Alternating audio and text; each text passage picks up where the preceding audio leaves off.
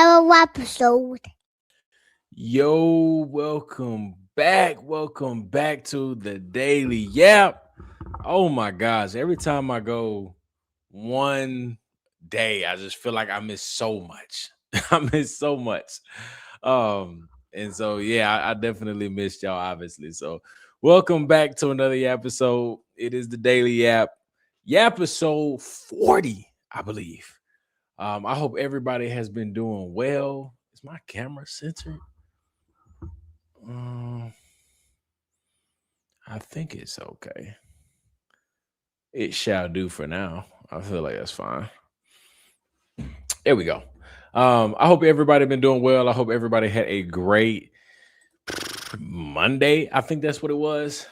We were supposed to go live because I know somebody gonna call me out on it. Y'all hold me accountable, and that's completely fine. I appreciate it. But yes, I did have a live scheduled. Because I was going to cover the preliminary hearing. I want to honestly do it the whole week. Obviously, I can't do it tomorrow. I got cardio, but I do want to cover the preliminary hearing the entire week. We were supposed to last night. However, one, I got extremely sleepy from listening to the preliminary hearing all day yesterday. I was listening to it and working, and sometimes I had to pause it. You know, these things go like 8-10 hours. So once I got done working, I'm catching up on everybody, just hearing everybody's thoughts. And then I'm like, Baron is somebody that's perfect for these situations because he has that lawyer expertise. So I'm listening to him because just trying to break down what happened yesterday.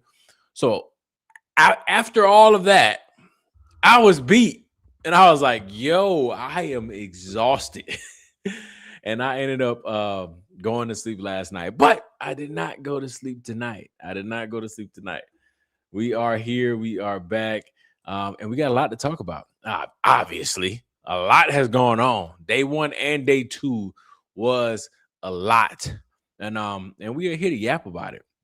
Y'all know me. I am not somebody with lawyer expertise or lawyer knowledge. So I'm not going to pretend like I know, evidence that was just so damning that we're like, oh my gosh.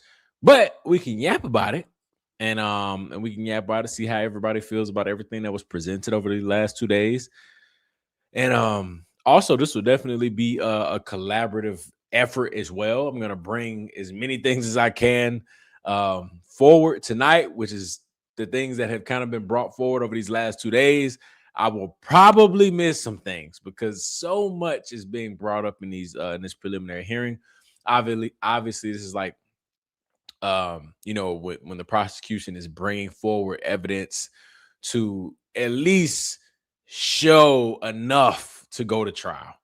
And so they're bringing quite a few things forward. So we're going to talk about quite a bit of it today because it is absolutely crazy. I can tell you one thing that I can say for sure. I have not started up the mountain of evidence yet. I just haven't. Everything was supposed to be crystal clear. It's obvious, slam dunk case. I haven't started climbing up the mountain yet.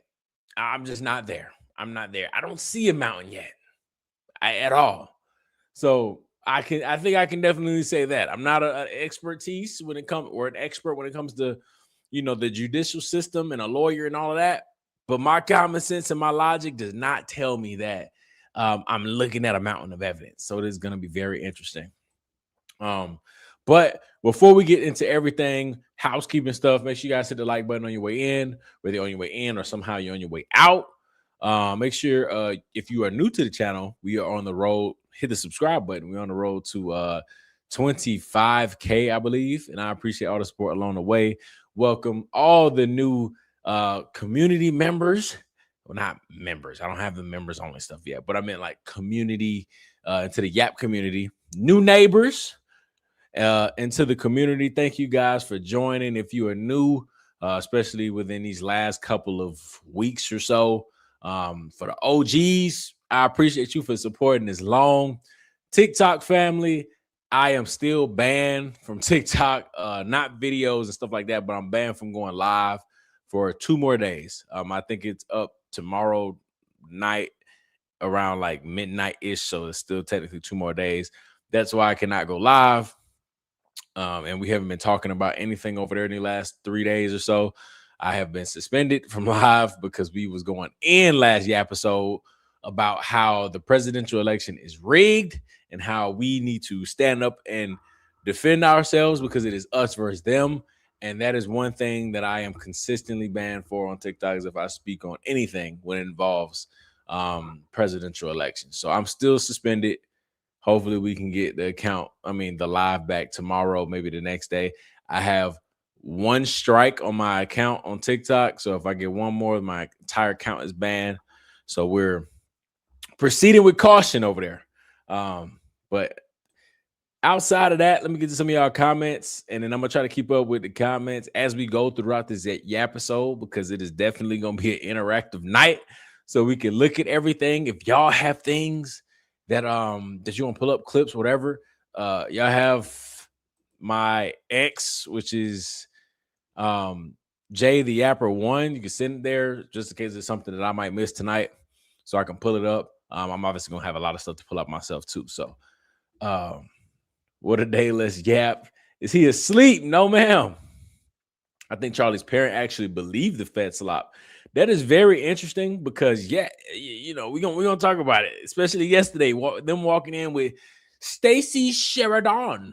I don't like that. I don't like that. I don't care if Pops moved his arm or whatever. I don't like that. But we're gonna talk about it. What's up, yappers? It was crazy when officer said he didn't see the gun right. Finally made it on time. Let's go. Erica has tight security around them. I'm sure she monitors everything they do. I don't know what his parents think. I think it's a lot. There are grandchildren involved. They lost their son. Yeah, it's a lot. It's a lot at stake for sure. This is the only show. The recap. This isn't the same because I missed the rest of the commentary from the yappers. What a crazy week indeed. If they buy this story, that's crazy. I didn't hear about Tatum. Oh man, yeah. We're gonna play today. I'm definitely going to play quite a bit of some Fed sloppers because we got a couple of them that want to act all big and bad on the tough side now, as far as like, oh, this doesn't make sense. And it's like, bro, you was pushing Fed slop for a long time, bro. Please don't act like now all of a sudden you're just this hardcore. You need to make it make sense to me. This is not enough evidence. But don't do that. Don't do that. We're gonna talk about them today. No worries. No worries. Y'all know me. Y'all know me. All right. Okay. Relax. Someone said, let's go. Okay, bro. All right.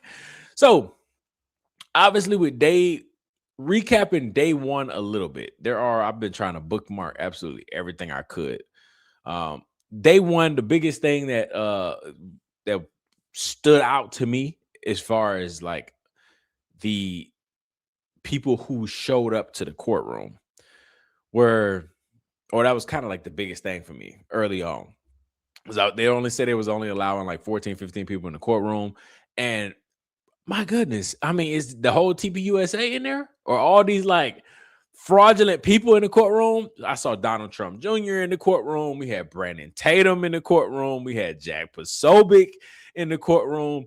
Stacey Sheridan, and I don't know if she was in the courtroom, but she definitely was following Charlie Kirk's parents. And it's just like, then you got people that are, boots on the ground in Utah that are independent journalists, YouTubers, whatever, like Brandy and Billy and all these people that are saying that they didn't make it into the courtroom. They were too late and all this other stuff. So I'm like, why these random Jack Posobiec? How does Jack Posobiec or Brandon Tatum, somebody that has a guaranteed spot in the courtroom? That is just super, super weird to me. So let's see. I want to pull up. Here we go. Right. Yes, Jack Posobiec. I want to pull up Erica's parents coming in right quick. I know we're like a little day late. That's fine. Just sit back and relax. Don't get too upset. We haven't talked about it on the Yappisode yet, so we're gonna talk about it right now. Just about some things that stood out from day one. So here is Charlie Kirk's. Hopefully I'm right. Yeah. Okay. Here is Charlie Kirk's parents arriving to 14 people. Okay, not the family of friends of victims. Okay, I mean that makes sense. That makes sense, I guess. I would expect. I don't know. I don't know. I guess we'll let that slide. We'll let that slide. Here is Charlie Kirk's parents arriving to the courtroom. Now there are a lot of people pushing. They were pushing the narrative, right? I'm specifically talking about Lisa because she is somebody that apparently knows everything about Erica, and they kept on saying, "Oh man, they are going to the courtroom." Charlie, I mean, my fault. Erica and Charlie Kirk's parents are going to the courtroom together, and they're going to be sitting together. And oh, look, they do have a great relationship, and blah blah blah. Well, they won yesterday. You can see right here. One, you see Sheridan right here. This already gave me super weird vibes.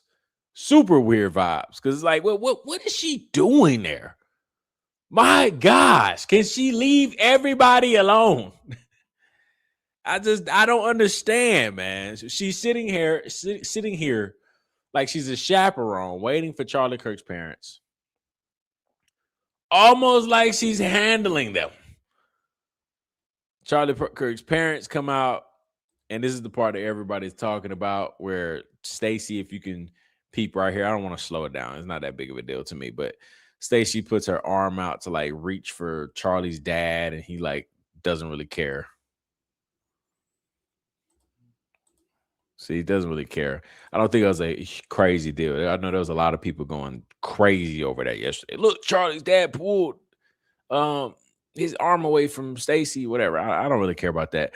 I care about why she's there to begin with. I mean, look at her. I know Baron was clowning what she wore last night, but why is she there? And why is she with Charlie Kirk's parents?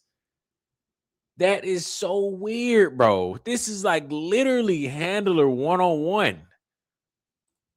And then I'm assuming this person right here was, I think, is Charlie's sister.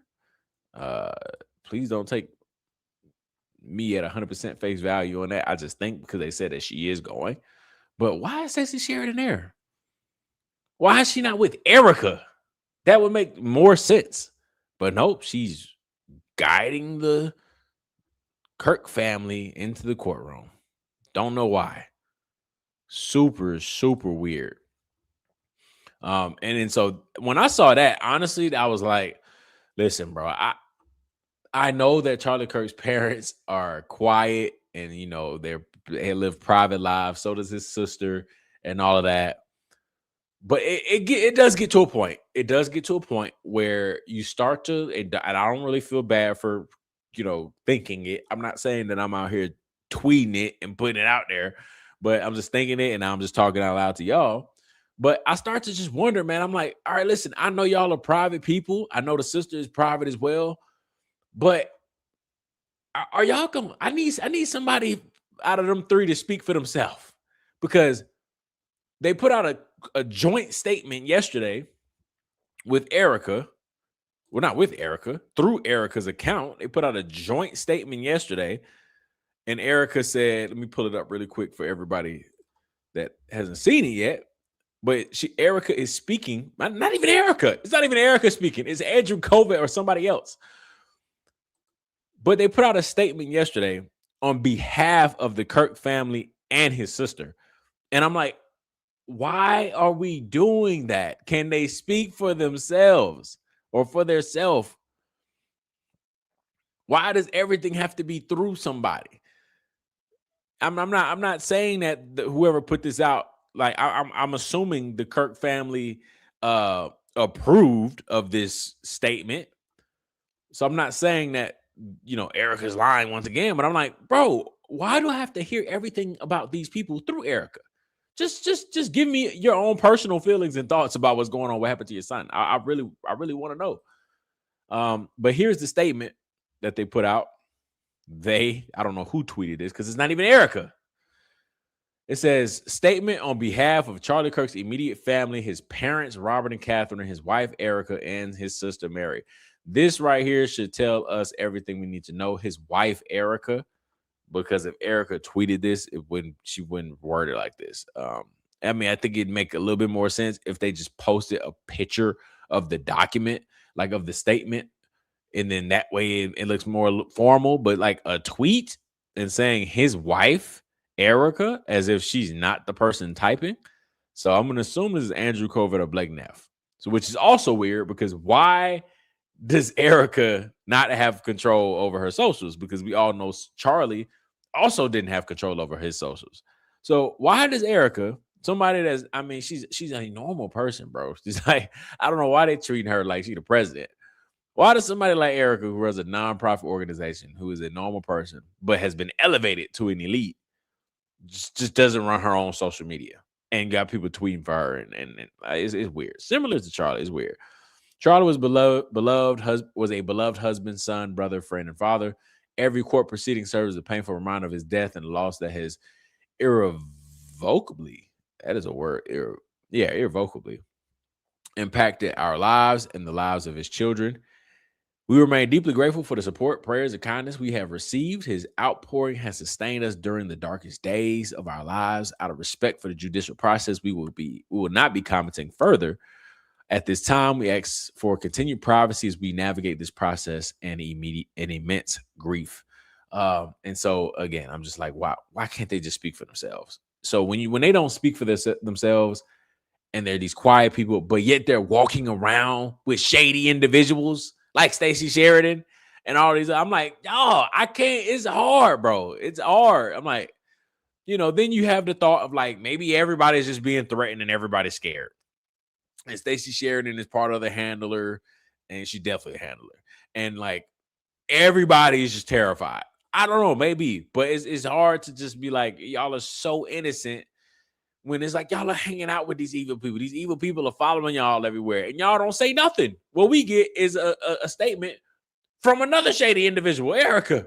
She literally has no credibility on telling the truth about anything. I don't want to hear a word from this woman.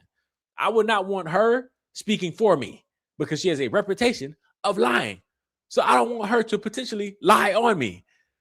But yeah, here we are getting statements from Erica. And again, I'm assuming the family approved this, whatever. Weird, man. Weird. All right. So that was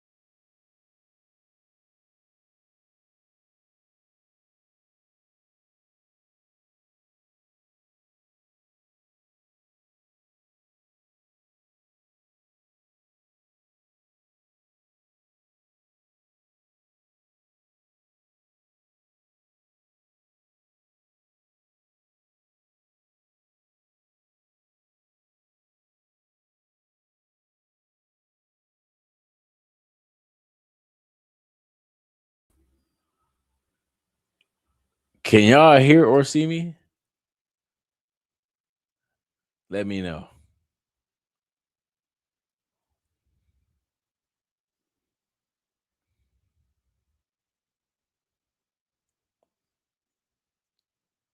Yes to both. I don't know what just happened. My Wi-Fi just completely went out. We just had a storm. I don't know what that was. The Wi-Fi just completely went out for like 15 seconds. That was weird. That was weird. I'm gonna just blame it on the storm because I don't know what that was. Anyways, we're back. Erica entered the White House. I'm the White House. Erica entered the courtroom through the side entrance right here. I just want to be, everybody that is not following this case. I just want to show everything that's kind of relevant to me. Erica entered the side entrance. This was the same day that I just showed you. This was yesterday. So Erica entered the side while Charlie's parents entered the front. Now, I immediately was like, well, that's kind of weird. You know, sure, they paint this narrative as if everybody's out to kill the woman. I don't really think that's the case. I mean, you would be a fool to hurt her because everybody knows that she is the most precious asset to our government right now. You would be a fool to try to hurt her. But they're putting on this persona and this narrative that she's a victim that's getting attacked every single day, which is crazy because that would mean Charlie, according to their logic, Charlie wanted this for her. So why? Which one is it? Did Charlie want this for her to get threatened every single day? And she still has not stepped down, even though she's being threatened every single day. She's skipping out on events. She's crying. Or are y'all just lying about it? Which one is it? This has nothing to do with us. I'm just trying to figure out if she is so scared to the point where she is going through side doors. Maybe this is not the profession for you. I mean, it's just, but you know, everybody's pushing the narrative that you know, she was getting threatened. You know, I questioned on X, and Lisa Knows was the first one to say, "Oh, well, she went through the side door because for safety concerns and all that other stuff." And I'm like, okay, bro, I guess she's the only person that is facing safety issues. Everybody else can just walk through the front door, but nope, Eric Kirk, somebody wants her head, and I don't know, bro. It's weird. It's weird. But let's go into some of day one of recap a little bit of day one. Some crazy things that popped up yesterday. One was, and yes, this will not really be in order. I'm just gonna be pulling things up on the you know, as I find them. I got a lot of stuff bookmarked and saved. But one thing that was interesting yesterday was Tara Farnsworth. And we all know Tara Farnsworth is the individual that, you know, grabbed Charlie's chair that he just died in, propped it up and stood up on it and took the SD cards out, said he was protecting it from people stealing SD cards, not the cameras, but the SD cards. He was mentioned in court yesterday, and hopefully this video plays it in its entirety. But listen to what Tara Farnsworth and how he was mentioned in court. Visual Impulse, who was taking coverage of the event, and they provided Carol Farnsworth to us that they had captured on September 10th of 2025. And do you know who or how that video was collected from Visual Impulse? Yeah, Mr. Farnsworth originally provided, I believe, a flash drive to Lieutenant O'Brien with one of the local agencies. And a short time after that, on September 10th, he provided downloadable versions, electronic versions to Agent Mortensen. Now, what's the problem with that? He provided flash drives. If you don't know, flash drives and SD cards are two completely different things. If it's in a flat, if you get the SD card from your camera, you put the SD card into like an SD card reader or whatever, and then it downloads into the laptop. You can save everything, alter things, save what you want, edit, and then download it onto a flash drive, and then you can distribute the flash drive however you want. So him handing over a flash drive to them, that's not the raw footage. It could potentially not be. I don't want to say that it's 100% not, but it's not the SD cards. The SD cards is the raw footage off of the camera. But the flash drive, he could have did anything before he downloaded things on that flash drive. But they're saying right here that the flash drive is what he handed over and downloadable versions. Again, none of those things are the raw footage. And an 1102 was collected from him on May 6th of 2026 So an 1102 was prepared by someone. That means he transferred it. Yes, Terrell Farnsworth was the individual that prepared it, and in preparation for this, I spoke to him personally regarding that statement. And do you know what his association is with Visual Impulse? I believe he's the owner-operator or the director of the company. And then who collected that 1102 statement from Mr. Farnsworth? It was Agent Mortensen who collected it Okay, you know that because Agent Mortensen told you, or He something? provided it to me. And then, as I mentioned, I subsequently spoke to Terrell Farnsworth personally regarding his statement. Oh, they skipped the most important part. I wouldn't, maybe not the most important part, but yes. You brought it up perfectly. His statement. They didn't take a statement from Terrell Farnsworth until May 6, 2026. May. He turned over the flash drive, I think, pretty early, but they didn't get an official statement from Terrell Farnsworth until May.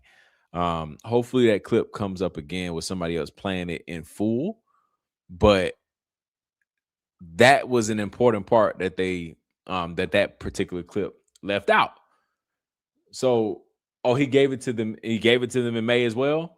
I mean, hey, so regardless, pretty late to the game.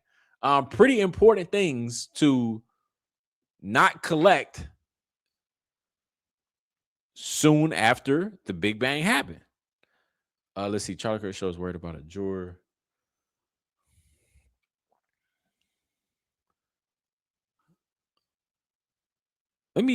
Let's listen to what Blake Neff had to say. I haven't really listened to this. I saved it. Let's see what Blake Neff had to say really quick. Psychology for the defense, to be honest. People keep speculating that the defense might be hoping on, can we get a weirdo on the jury who'd be open to thinking Israel did this, the Trump administration did this. You're a weirdo for thinking that our government is involved. Why does he have a microphone? Somebody will probably say, why do I have a microphone? But he is the bottom of the barrel of people who should have a microphone and talking about anything, especially due to his past. Yes, your past matters. I don't care if you, one, he never apologized for any of his past, but two, that 100% matters. You should never be allowed to talk if you have a past of being racist and all types of weird stuff going on with Blake Neff. But he just said that you're a weirdo. Hopefully they don't get a weirdo person on the jury that, thinks Trump and the administration had anything to do with it, or Izzy. If logically things kind of point that way, first off, has Izzy in the administration, not necessarily Trump, but has Izzy in our government ever been involved in anything before?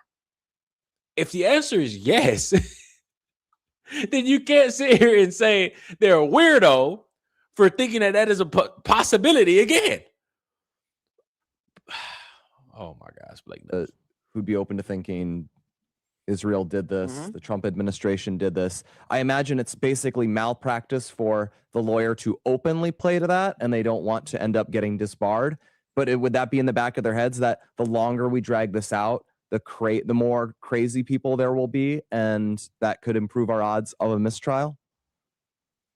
Well, perhaps. I mean, you do broaden the pool. The longer the crazies get to run around on the internet, then the more crazies there might be. But look, the prosecution is going to have a team of people scrubbing social media, scrubbing chat rooms, everything they can get their hands on to be looking for anything as it relates to Charlie Kirk. And there are 12 people in the state of Utah that haven't formed an opinion about Tyler Robinson's guilt, but also don't subscribe to the tinfoil hat crowd, I guess, as I'm going to continue to call them. It's crazy, man. But just like somebody said in the chat, I hope 12 weirdos show up. Absolutely, because that is diabolical. And the fact that I think Blake Neff acknowledges that, like, I think he said something about JFK not really making sense. I think I recall that. So I'm like, the fact that he said that, okay, bro. Okay, we know exactly who you are. Let me see some other things. Okay, here is Terrell Farnsworth provided a statement 8 months after 9/10. He gave the flash drive. Okay, that's what I thought I heard, but I mean, that's why we yapping.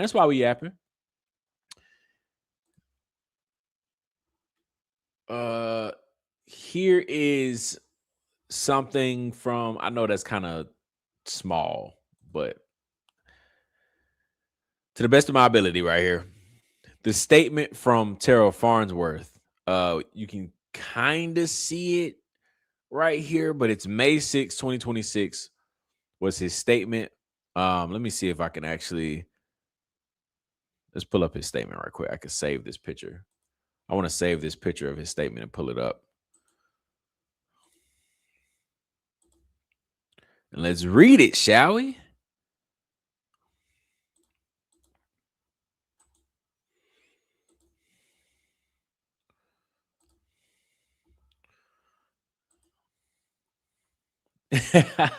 I got you. I know everything is so small. I'm gonna try to make everybody's life a little bit easier. All right. Is this better?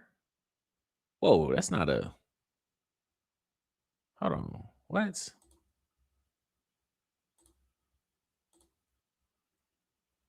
Okay. That is better, but I think I have an even better way.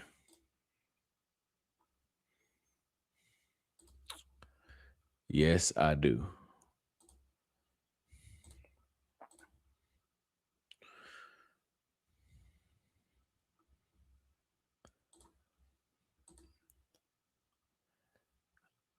All right, pulling it up right now. And yes, apparently he gave them the flash drive first. And he gave them a statement 8 months, 9 months later, which is crazy. Here it is. All right, so I can zoom in on this one. Yep, there we go. All right, here's a statement from Terrell Farnsworth. It says, I was present at the Turning Point USA Utah Valley University event. Myself and my team were there to provide audio and video, audio video equipment, setup, management, and support as we had done for Mr. Charlie Kirk for years. Our camera setup consisted of 3 angles: an angle directly on Charlie, an angle on the individual asking questions, and a wider angle behind Charlie that showed the audience and the crowd reaction. That day, September 10th, I provided SBI with, I think that's State Bureau Investigation, with 4 videos through a Google Drive link. These videos labeled 910,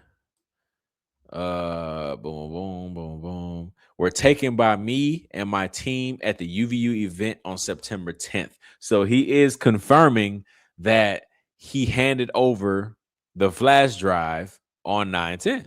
These videos, as they were provided to SBI, are a true and correct representation of what took place at UVU regarding the clip labeled as turning point footage of crowd, blah, blah. I have reviewed, and from what I can see, it is a true and correct representation of a portion of the larger files previously sent to SBI. So that is Terrell Farnsworth's statement. The issue is that, I may not have saved or bookmarked something from earlier today, but Terrell Farnsworth was literally, after he took that SD card out, he went behind the tent and him and some guy were just talking while he was on his laptop. Yeah, anything could have happened right there. He could have been doing absolutely anything right there, like editing, deleting, anything. So, and again, it's not the SD card. When it's the flash drive, dog, that you can't just sit here and just believe the fact, like believe Terrell Farnsworth that he didn't do anything. You should have handed the SD cards over, and let the SBI do whatever they want with the SD cards. But he did it. Instead, he downloaded certain things and handed over whatever. So, and again, he gave over his flash drive early on, but then they didn't get a statement. That statement that we just read, they didn't get that from Terrell Farnsworth until May 6th of 2026. I mean, what are you doing waiting that long? What are you doing waiting 8-9 months to get a statement from somebody that was there that has the footage of potentially the entire crime, right? The footage from behind could have gotten the Losi Center building and all of that, the Losi building. Yeah, I think it's the Losi Center. It could have got all of that. And Terrell Farnsworth was the owner of that footage. But they didn't get a statement from Terrell Farnsworth until, as you can see right here,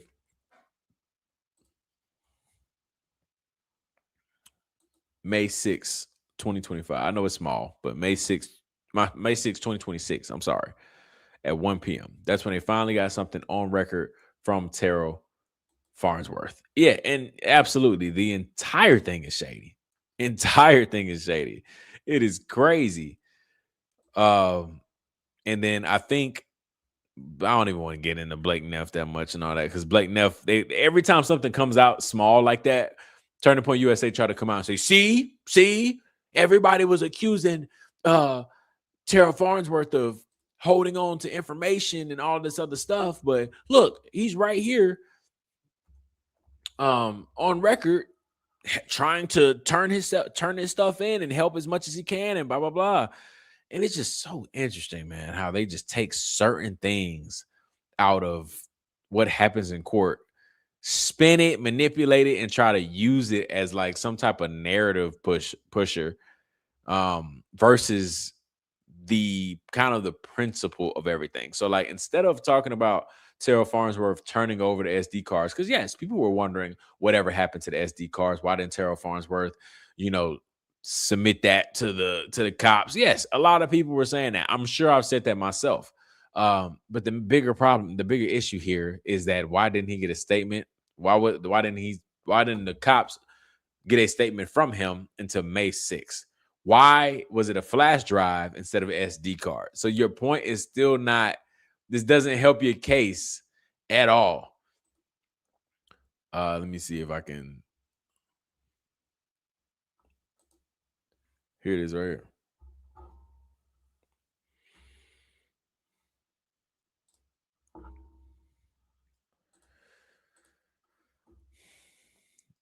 Here's Blake Neff trying to have a gotcha moment. The current witness just described how Terrell Farnsworth provided police with a flash drive containing footage of another angle of the shooting.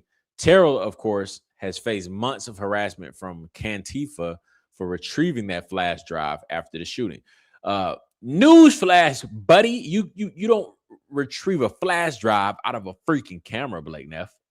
That's just not what happens. It's the SD card. It's a difference. But you don't retrieve the flash drive out of a camera. You retrieve the SD card. You use your flash drive or your SD card reader to download the footage off the SD card, and then you have a flash drive with information on it.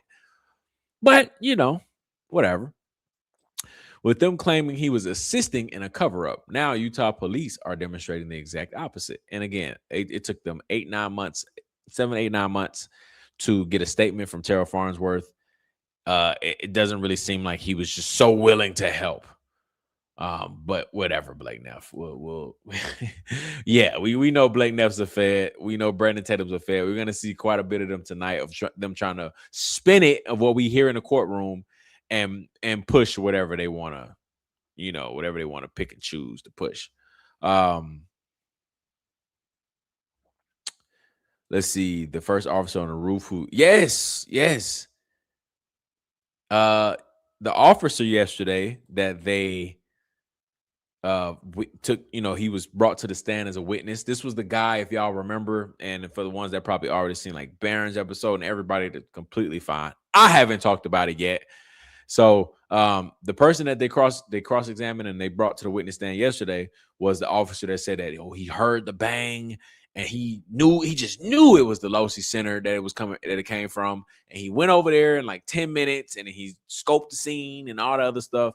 So he was brought to the witness stand yesterday. So let's take a listen to what he said yesterday. I'm gonna put it on 1.25 because boy, that courtroom, man, they just be talking so slow. While you were on the roof, did you encounter any spent casings? As a matter of fact, no. That's why when I saw the prone position where the person would be laying down a sniper, being around guns and snipers all the time, I was looking for a spent shell casing. I couldn't see one. I was looking over He was looking for a spent shell casing and he couldn't see one. He went to the Losi Center, to the roof, and there was no spent shell casing. Okay. the edge, looking all over the place, making sure the gravel wasn't disturbed, and I couldn't find a shell casing at that moment. And that would be, the reason you would be looking for that was because some types of guns, when they shoot, eject a casing automatically, right? Some Yes. do, some don't, Yes. right? And then you also didn't find any unshot bullets. No. Okay. Are you aware of there being a bullet found on another roof? I'm in the not aware. Vicinity? Were you aware of another bullet being found on the scene, not on the roof of the Losi building? I know. And yes, for the ones that have been following the trial, preliminary hearing, I'm sorry. Hope we'll get to it today. But there was another bullet found on another roof. It wasn't spent, so it was just like a full bullet in the cart. I keep saying cartilage. Yeah, I think it is cartilage. I think y'all know what I'm talking about. It was the full bullet. It wasn't spent, so it wasn't just the little thing. It was the entire round.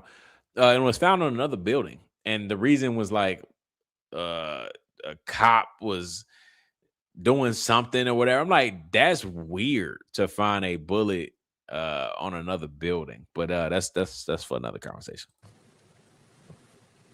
All right, your body cam footage that I reviewed appears to end while you're still on the roof. Yeah, there was one today. We'll get to it, but yeah, there was the bullet found on another roof, and the guy, Do you know- the witness, was blaming a cop that was, I guess, clearing the chamber or something like that, and then an unspent round fell on the ground. But I'm like, who wouldn't pick that up? Weird stuff. This whole day was weird. You know why that is? I think the battery went dead. It was just right at that moment. Okay. And do you know, did you ever turn it back on that day or go get it? I don't know. What do you have to do? Charge it or stick a new battery in it? I don't even know. Usually dock it, but no, I didn't go back. It was too chaotic running around. So that 27-minute and 35-second body cam that starts when you're at the Hall of Flags and ends while you're still on the roof, but haven't put the crime tape up yet. That's the only body cam you have that day. Yes. You mentioned when you went to the police department, you watched. I don't know if I missed it from yapping too much or what, but his body cam footage died. And yes, of course, this day could not get more weird. Everybody that's involved just could not be more weird. And so many things just aligned, so many coincidences. His body cam footage died that day. It worked all day. He got to the Losi Center, went up to the Losi Center. He starts looking around a little bit, dies. When the most important part of the entire day, his body cam footage dies. And it's only 27 minutes and something, 30-something seconds that she just named off. And if you watched Barron last night, he already looked into how long these body camera, the lifetime, the battery time, and it's like 14-something hours. And his body cam footage dies 27 minutes in, and that's all we get from him at the most important time. Watched the video where you saw an individual up on the roof, Yes. right? And that individual was in the vicinity where you saw the disturbance in the gravel. Yes. And when you looked at that video, were you able to identify the individual's face? I know. Were you able to identify any markings on their clothing? I know. Were you able to identify their height? No. When we looked at the picture of I think you called it the sniper perch. I'm going to use your words. It looked like there was a measuring tape laid out next to it. Were you present when they measured like the distance, like how tall that person would have been? I was not. So you don't know what that is? I don't. Were you able to tell the person's weight from the video that you saw? I can tell he wasn't heavy set. So Okay. More of a, Could you identify anything about a hat or what was on their head? at the moment, no, I couldn't. Report. Let's pull that back up, please. Page. Yeah, so like it was just weird all around. And we'll find some more stuff on him. I want to jump into today now and kind of work backwards a little bit just so we can get to some of the relevancy today, because obviously that's on me that I needed to go to sleep last night and I didn't recap day one. So now let's skip to today a little bit and then go backwards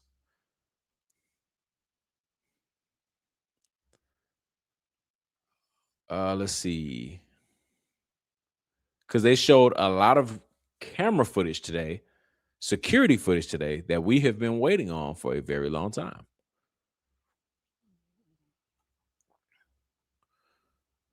Some of it was Tyler Robinson going through the parking garage.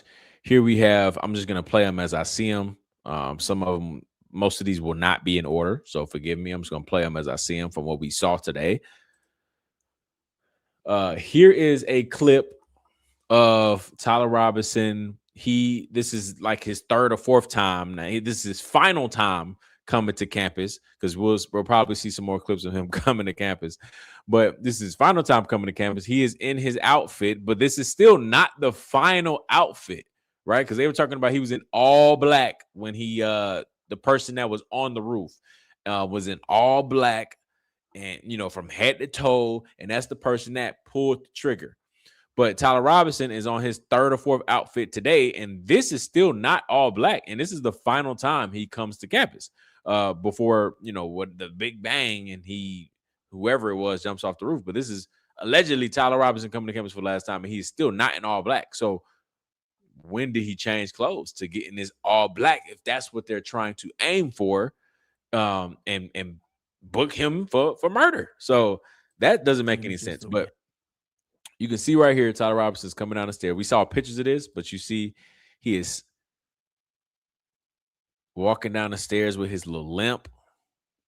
Now, everybody's kind of been highlighting his knees, because everybody's been saying, how does he have a rifle in his pants right now when his knees are bending? I have been looking at a lot of videos today of people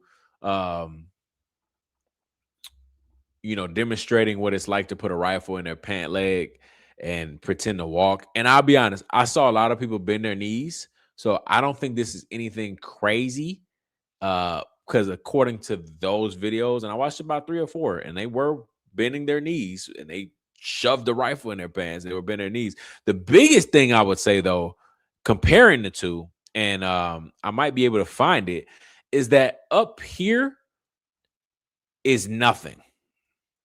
When I watched these videos today, the people that shoved the rifle down their leg, you couldn't really tell down here they were bending their legs, but you can tell that there was something inside of his shirt. It was like poking out. I want to see if I could find it really quick. And I'm like, okay, respect for showing that a knee can be bent. However, here it is right here. I'm gonna mute it because this guy, he's a Fed slot pusher. So I don't want to push everything he's showing. However, I just want to prove a point of not jumping to conclusions about this bent knee. All right, so you see his rifle right there. I don't want to show it too long. I don't know what YouTube gonna do, but you see he shoves it in his pants. And y'all saw how long that rifle was. It's on him right now. It's in his pants. And you can kind of low-key don't look like he have anything on him. So, I mean, just keeping his spade a spade. But it looks like he doesn't have anything on him right here. The biggest thing for me is his body up here, his chest, his shirt. It just looks like there's a lot going on up here. There is now. But his body himself, like his legs, don't really look like they have a rifle inside. But that's where you can see something poking out right here. I don't know if y'all can see it, but you can tell something is poking out of his shirt. This is not on Tyler Robinson. That's my issue. I mean, when he bends his leg, you can kind of see the rifle poking out right here. And then look, it makes it poke out even more up here. Now, this is fully assembled. But he can still bend his knees, proving that point. And then look, he can still just pull the whole rifle out. Now, he breaks the rifle down into 2. And he puts it on him again. Now, this is the rifle completely broken down into 2. But again, his upper body just seems like there's a lot going on right here. That's why I said the legs and the knee bending, I'll give it. Whatever, bro. Y'all can have that. But see, see his legs look normal, but his body just looks. It's a lot going on up there, man. It's a lot going on up there. So then when I look at Tyler Robinson, there is literally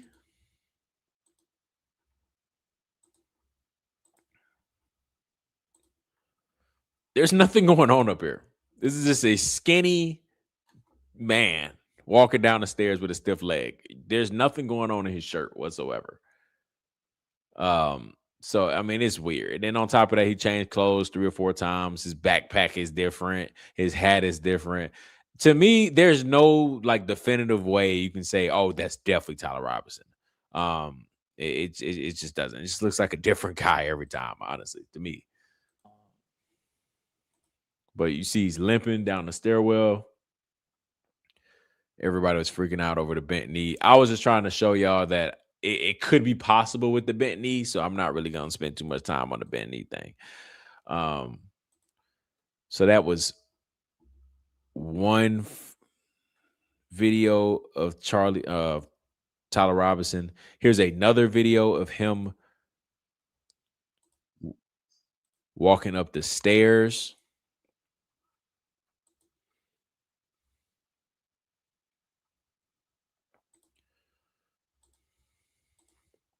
Again, these are pictures that we had of Tyler Robinson, like still images, but this is the entire video of Tyler walking up the stairwell. See, he's still bending that knee again, or he's has this limp. Like they're trying to tell us that he has a rifle in his leg, but so he's just limping around everywhere, limping up the stairs. He's definitely a weird person. It's a college campus, so like a lot of things go on, and people are not really like too focused on everybody's movements and stuff. But man, if I see somebody walking up the stairs like this, I'm like, bro, you okay? But it's crazy. So that's another video. I believe we have some more as well.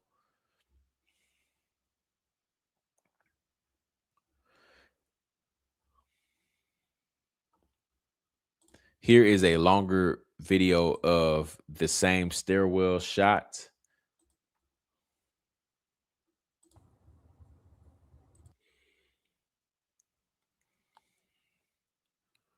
So he's limping up the stairs. He's trying to keep his head down. It seems like he's trying to avoid cameras. But apparently they're trying to tell us that he has a rifle in his leg, and that's why he's walking stiff like this. But again, when I look at his chest and his shirt, bro, there's nothing going on. There's nothing going on. Look, it's just flat, straight down. There's nothing going on.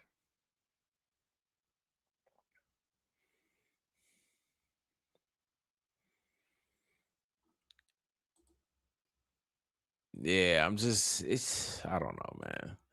I don't know. They're going to say that that's enough. That's also enough evidence to take him to trial as well. So we all know a trial is going to happen. Absolutely. But it's just like, dude, that's just, what is that? Let me see. There is more.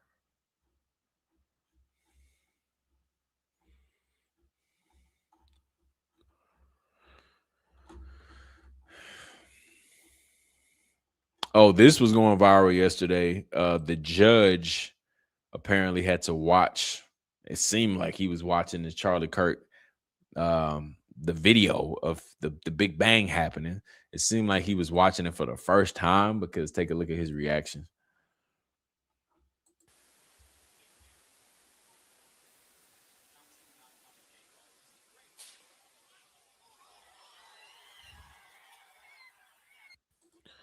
So he seems very disturbed.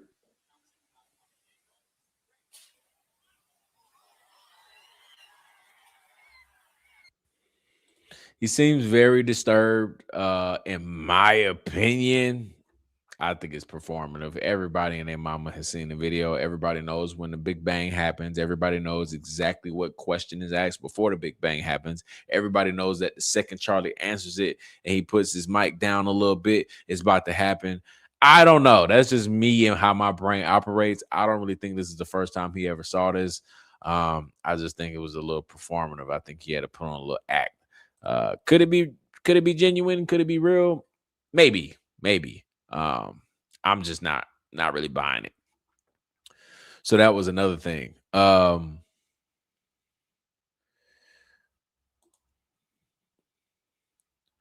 see. Oh, here was an interesting video. And y'all tell me what y'all think. Here's a video of Erica leaving the courtroom, but it's been going around. Pay attention to who was behind her.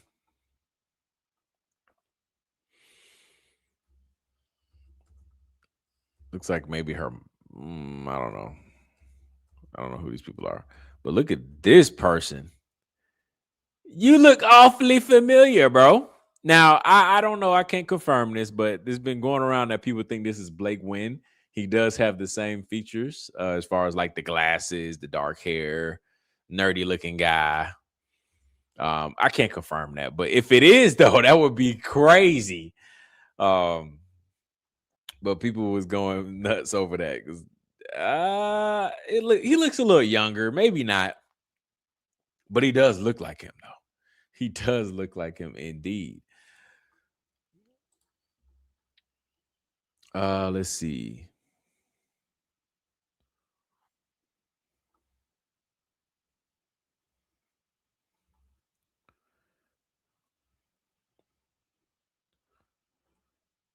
I want to play.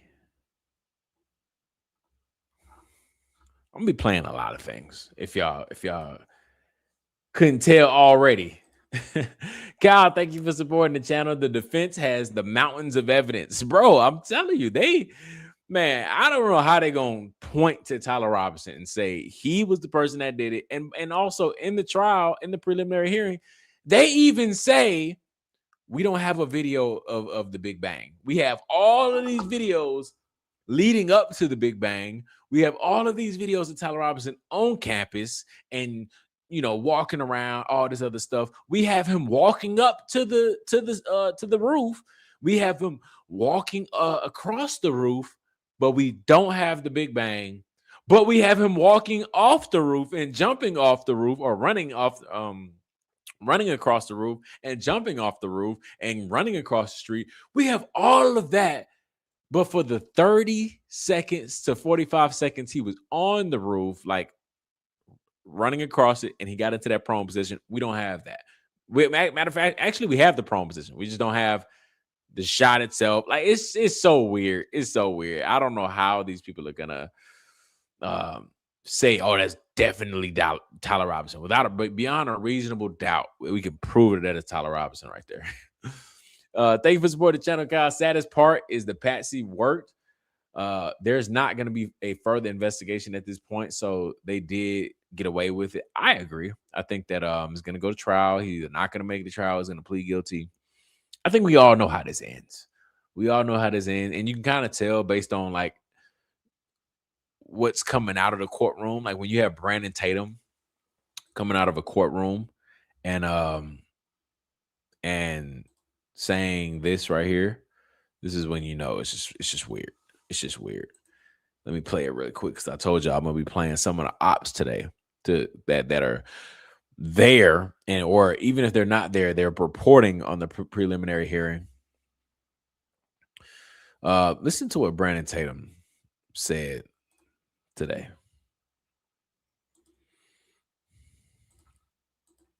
A quick update. I only got about 5 minutes. This was very, very impactful testimony today. The prosecution was able to enter in the video of what they believe is Tyler Robinson, who was on campus multiple times. I mean, they have him on campus at least 4 times. They have him going to and from campus. They have his vehicle. He ended up getting stopped at 0030, which is 12:30 in the morning.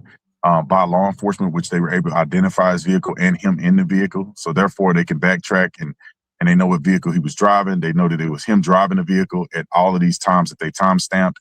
I mean, all the way from 9 o'clock in the morning all the way through. One of the most interesting developments is that they have the video of Tyler Robinson getting onto the roof and going and who they believe is Tyler Robinson and shooting Charlie, getting down in the prone position, taking a shot, getting up and running and jumping off of the building. No, they don't. No, they don't. Oh my gosh. I'm gonna try to find the video while he continues to push Fedslop. But they don't. They literally have never admitted that. Matter of fact, they literally said we don't have the video of him doing that. And he literally gets up here. He's in the courtroom, y'all. That's the craziest part. He's in the courtroom. Is he in the same room? Is he in the room with us? I feel like I'm in the room. He ain't in the room with me. Because these folks literally said, we don't have that.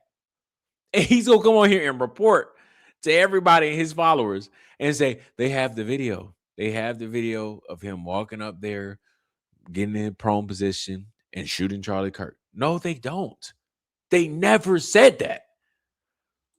That is proof, evidence, especially them believing it's Tyler Robinson, if it's in fact found through the probable cause process that it is Tyler Robinson. This is incredible, damning information to the defense. There's rumors out there that Tyler Robinson wasn't even on campus. Well, now you know that is a lie. I sat in court and watched the evidence of who they believe is Tyler Robinson, which is very clear. But it is a presumption of innocence, and this is why I'm articulating it that way. And it was a few other things that I think that was important. I didn't have my notes, so I didn't get to write it all down. But I think that was probably the most significant element of, the case so far, disproving people who were saying that Tyler wasn't even on campus and that, they didn't have no video of him taking a shot. They got the video. There is no reason for Tyler Robinson to be on campus. There's another thing that they had identified that Tyler Robinson went, allegedly, he went and had Chick-fil-A on campus before he shot Charlie Kirk. So him going to these different places and, people saying, why would he be there? It is out of place. If he committed a crime, he shouldn't be so comfortable doing the things that he did. But in fact, when you're crazy and somebody who's crazy enough to kill another person, it would not be odd for them to do other things that could be obstructions. So that was one element. I could say that the courtroom today was a little different. I think that there's, people are settling in. I think the prosecution is a little more clean.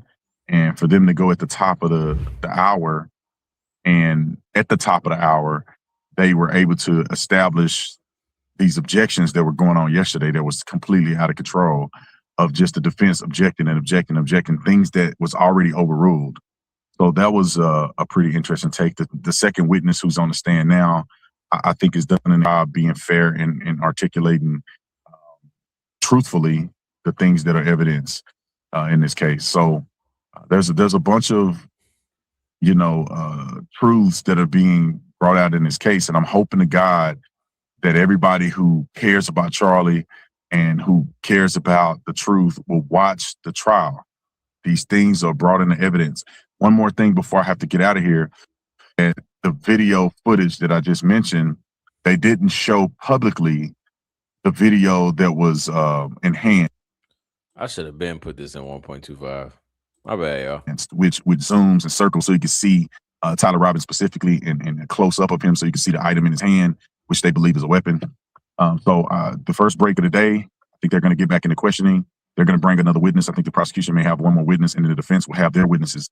But this witness that is currently on the stand right now will be cross-examined by the defense team. And I'm interested to see when they cross-examine him, what type of angle they're going to take. And all right, enough Fedslop from Officer Tatum.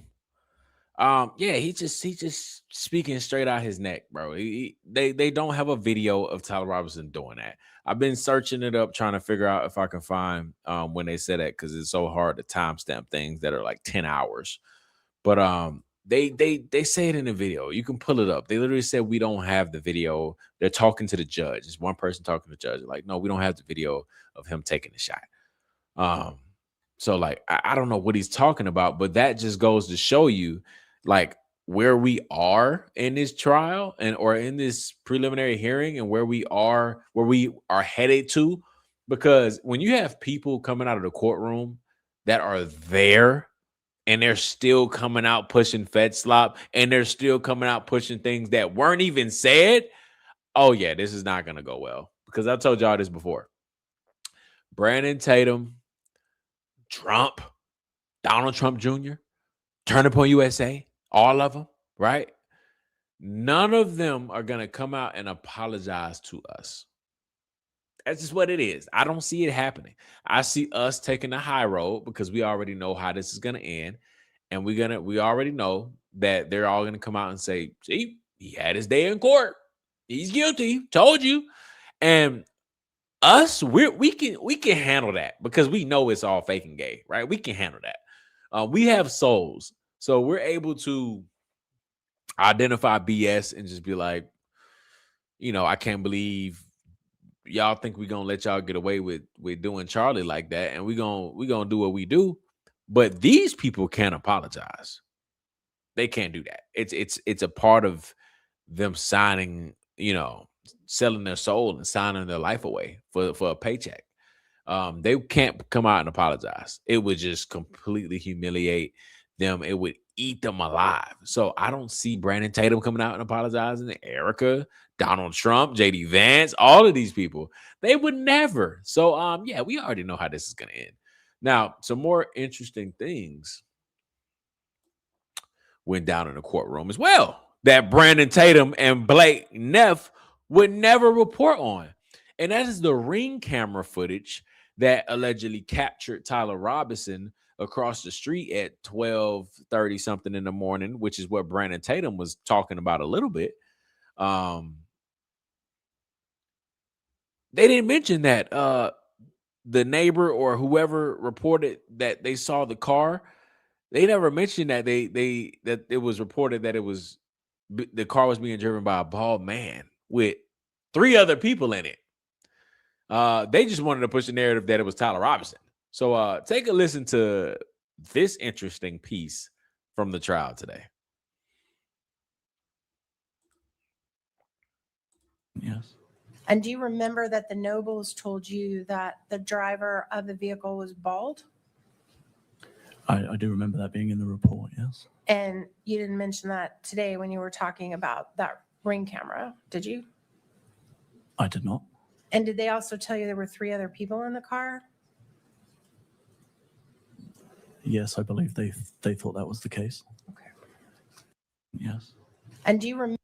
A bald man driving the car that was caught on a Ring doorbell camera that they said what they thought was a Tyler Robinson. Allegedly, that was Tyler Robinson.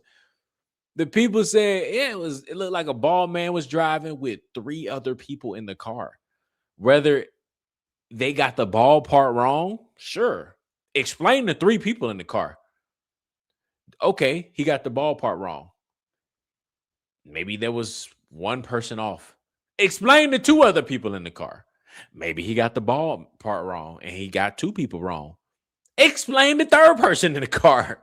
It's so many things that, again, it's just like, I don't think y'all have a case, or at least that part can't be used as evidence because it's not strong enough.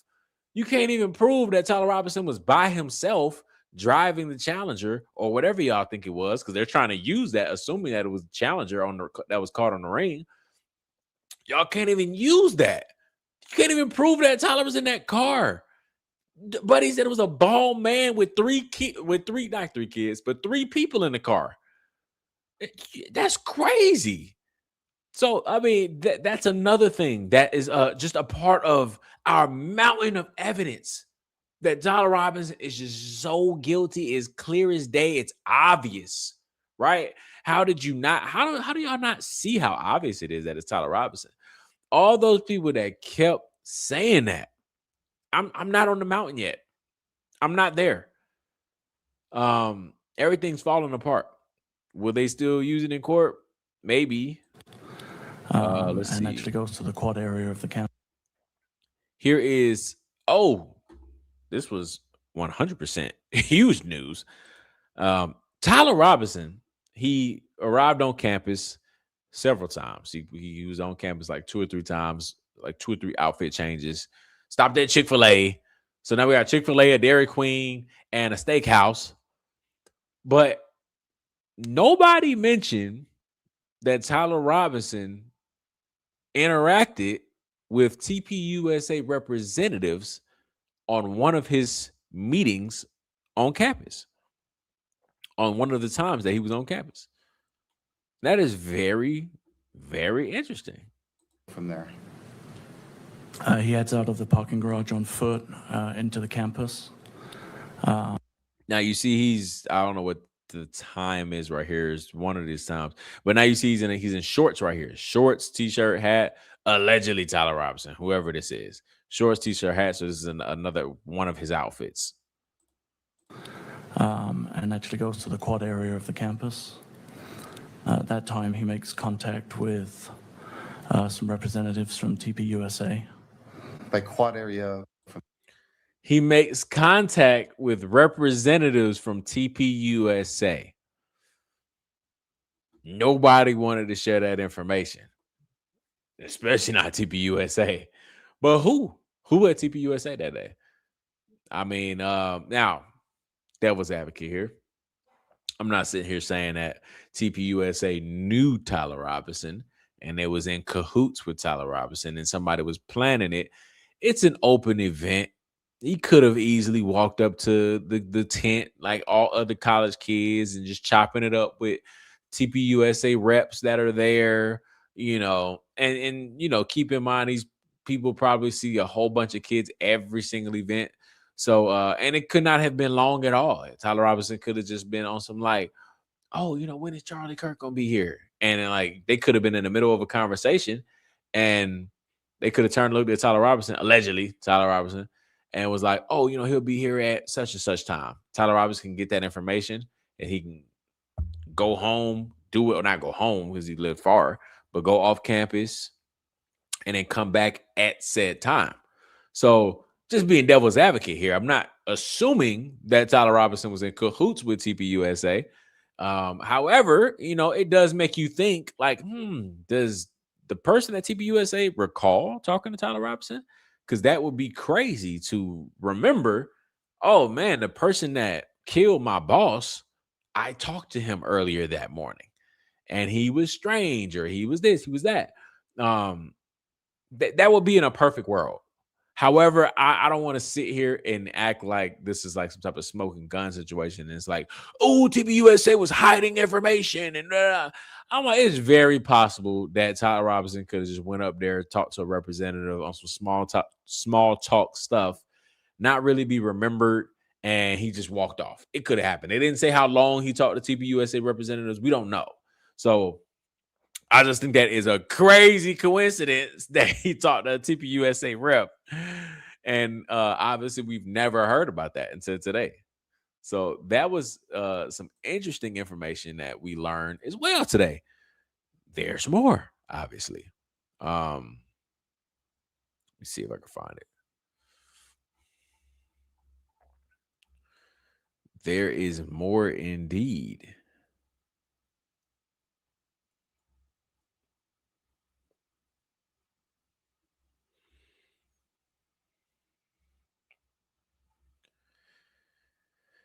Okay.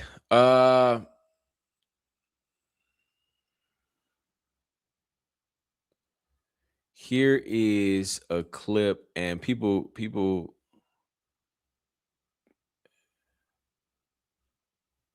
kind of got this wrong at first, but here's a clip of the screwdriver and the towel. There's some DNA on it. Let's hear what they got to say. For one of the runs, when I compared to Mr. Robinson conditioning on Mr. Twiggs, it was a 5% to 95%.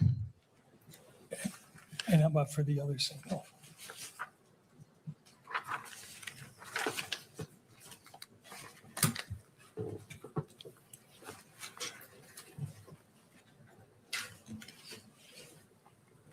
For item 8, one of the contributors was 11% and the other was approximately 89%. So Correct, yes.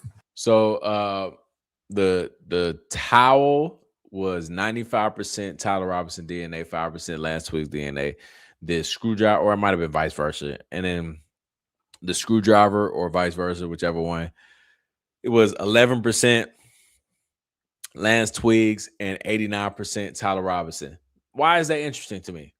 Because they love to like push the narrative in the Fed slop of, oh, the gun had his DNA on it. That's how we know Tyler Robinson did it.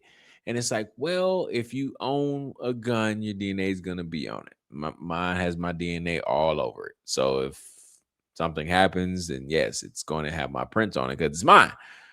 But why don't they use that same logic with the screwdriver or the towel? Lance Twiggs' DNA was on it. So why isn't TPUSA? I mean, we know why, but why isn't TPUSA caring about that and caring about how Lance Twiggs has a bigger role than he's putting off? And we all know this, but for some reason, TPUSA and Erica and Brandon Tatum, really that all of that's TPUSA, none of them care about Lance Twiggs. All of them are pushing for Tyler Robinson as the lone gunman, the lone wolf.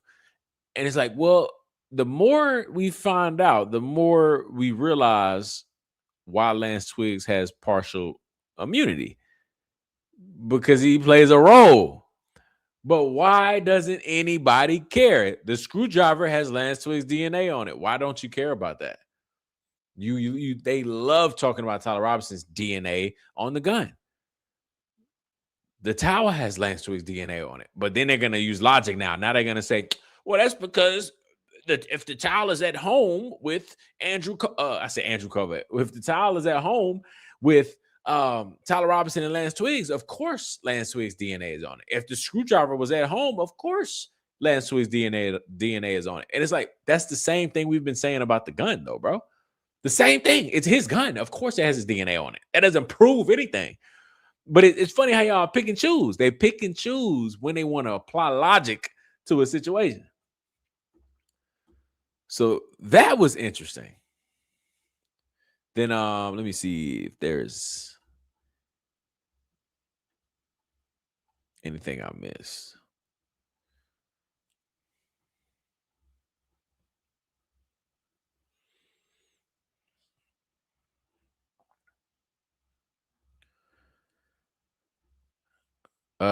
Charlie Kirk's parents arrived today with no Stacey Sheridan behind them. I'm gonna just show that just so y'all can see it.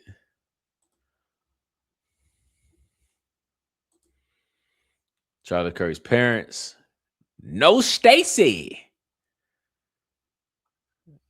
They definitely be on the internet and they be watching. So Stacey caught a lot of heat, and they said, nah, not this time. I don't even know why they thought it was a good idea last time, but they definitely be watching though. Them folks be on social media. As much as they want to put off as we don't look at social media and all that, no, they be looking at social media. They absolutely do.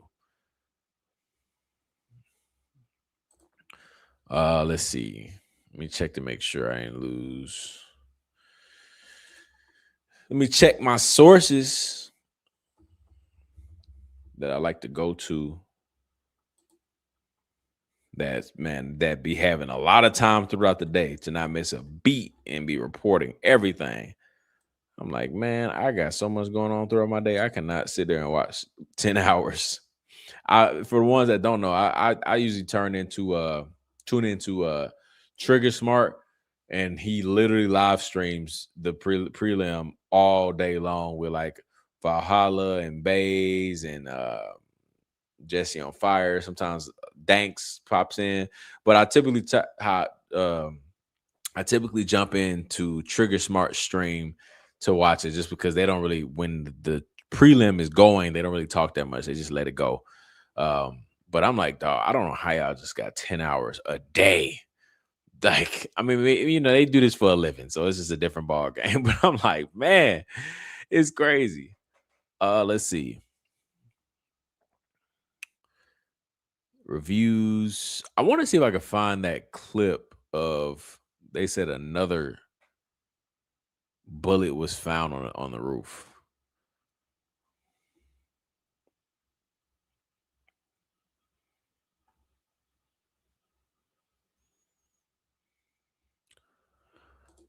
You can see right here from Trigger Smart. He reported that Lance Twiggs' DNA is on the rifle. Now, you know, it's because this thing is 10 hours, it sucks. It's great and it sucks at the same time. It's great because you get so much information, but it sucks because a lot of times people cannot clip things because it's so long. So people tend to just type out what they found. So hopefully I can find a clip to this being talked about in court. But Trigger Smart reported that Lance Twiggs' DNA is on the rifle, which is huge because I was literally just going on a rant about how they love to talk about Tyler Robinson's DNA is on the rifle, so that must prove he did it. Evidence response team lead, process scene, screwdriver, state lab packed, and it took the FBI for testing. Wooded area found long gun and dark towel rifle. Rifle documented, pictures taken, packaged gun and towel provided FBI results. FBI report on DNA testing. Lance Twiggs' DNA is on the rifle. So there you have it, folks. Hopefully TPUSA pushes that same narrative and they're like, oh, Lance Twiggs, his DNA was on the rifle, so he must have did it. And it was also like 5 other prints on the rifle as well. But they didn't care about that at first, but maybe they might care now that Lance Twiggs is on there. I felt like that was one thing that I've been calling out before. I'm like, look, whether you're a Fed slot pusher or not, can we not all agree that Lance Twiggs is weird? I mean, like, how are you a Fed slot pusher and you're like, nah, that whole Lance Twiggs situation, he seems normal. I can't even respect you and anything you say if we can't even just agree on the fact that Lance Twiggs is weird. I don't understand that. How does every Fed slot pusher, all of them come to the same conclusion? Nope, Tyler Robinson was the lone gunman. I'm like, not a single one of y'all came up with y'all own like thought process and was like, well, I feel like Tyler Robinson pulled the trigger, but I feel like this, I feel like that. No. None of them are like that. All of them are like, nope, case closed, slam dunk. It is Tyler Robinson. He pulled the trigger. He did it. Nobody else involved. I'm like, what? I don't believe you. Let me see. Don Jr. tweet. Let's see what Don Jr. said. First off, why is Donald Trump Jr. tweeting at all about this? Like, what relevance? Why are you even relevant to this case whatsoever? You have never spoke out for Charlie when you claim to be a good friend. Charlie thought he was a good friend. He's never spoke out. Let's see what Donald Trump Jr. talking about.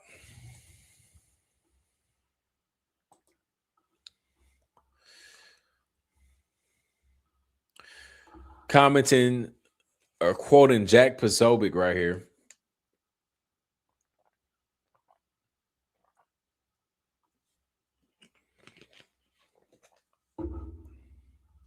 Tyler Robinson was not a student, yet he was prowling around campus multiple times, changing outfits and even returning in the middle of the night. Well, it's a college campus, and there was a huge Charlie Kirk event. Jack Posobiec, I don't know if you heard about him. Cool guy, Charlie Kirk. He does campus events where there's thousands of kids that show up that a lot of times don't go to that campus, but they still like to see Charlie Kirk and hear him talk and all of that. So they typically go to his events and they want to prove him wrong. And they like stepping up to the mic. Some of them like doing it for content. And it's typically a fun day. So when Charlie Kirk does these events, everybody is not a student. That just doesn't happen. Most of the time, these kids aren't even students. College campuses, typically people can just walk on and off. So Tyler Robinson not being a student is not the craziest thing. I wouldn't say he's prowling around campus. If that's the case, a lot of people are. Don Trump Jr. said he also magically developed a stiff leg after changing from shorts into baggy long pants while heading up to the rooftop.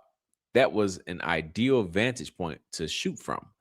Again, he's just placing it on Tyler Robinson. There's no alleged, there's no nothing. He just knows somehow Donald Trump Jr.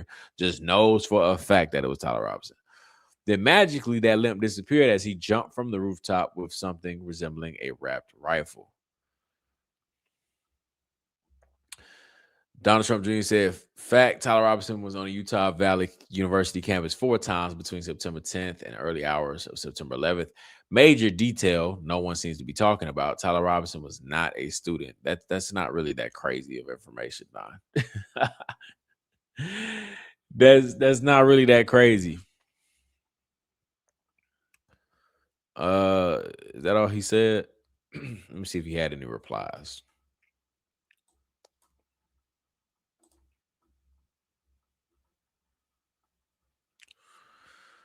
All right. Okay, so the DNA that we was just talking about with Tyler Robinson on the screwdriver and the towel.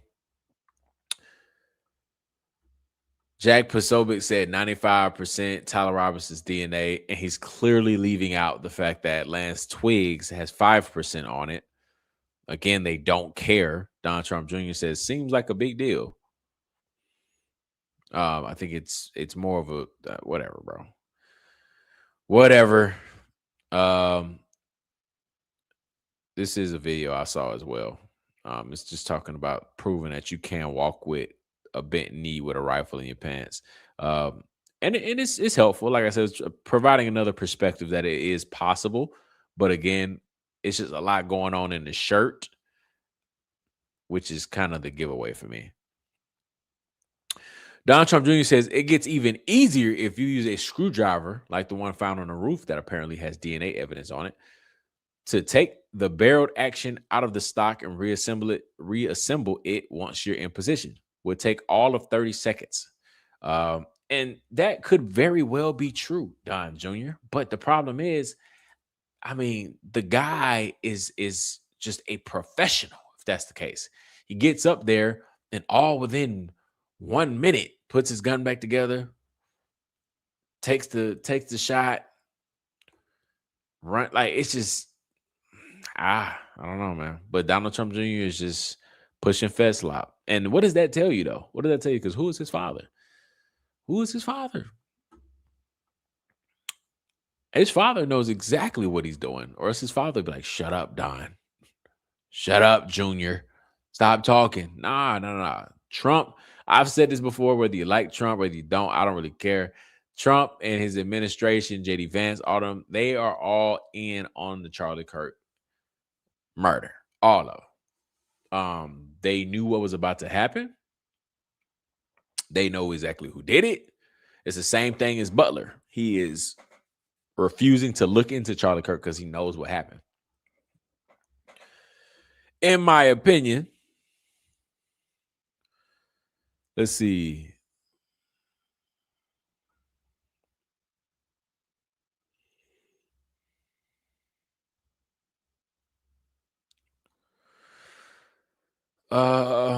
Yeah, he tweeting. Charlie was one of my closest friends for over a decade. Oh, somebody said, oh, my bad. It's not big. Someone said, why is Donald Trump Jr. even there? What investment does he have in this case? Well, Charlie was one of my closest friends for over a decade. And you just refuse to say anything, right? He's pushing Fed slop, but he's talking about Charlie was my best friend. And as typically the story of Charlie's past life now. All of his close friends just don't have nothing to say, and they push Fed slop or they don't say nothing at all.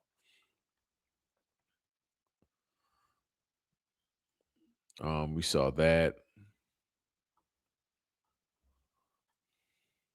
Oh, look, somebody called Don out and said, it's absolutely crazy that you're pushing this. You are his friend, you know. You are his friend. You know firearms. You've been hunting. This is a joke, and you're effing sick. Don said, or I wanted to see actual evidence before I opened on it. I've never seen opinion like that, like put an opinion on it. I never seen that before. Before he spoke on it or whatever, which I'm not buying whatsoever. And there's still no evidence at all that just came out that all of a sudden he's like, oh, now I'm gonna speak out and push Fetslot because now I have the evidence that Tyler Robinson did it. Nothing has came out for that whatsoever.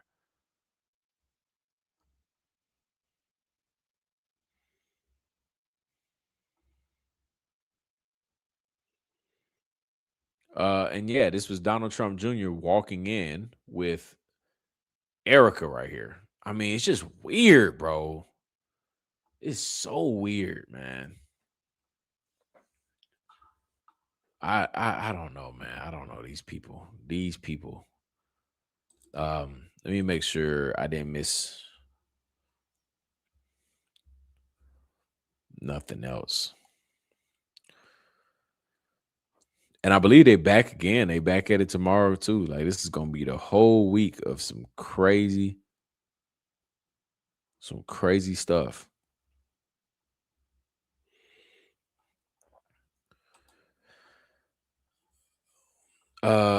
There's one person that I definitely wanted to listen to. If y'all don't remember, matter of fact, let me see what she got to say. Because this is exactly who I was looking at, but she just dropped the video 38 minutes ago. Let me see what she titled this. If y'all don't remember, Megyn Kelly is somebody we've talked about on this show quite often because she as well is one of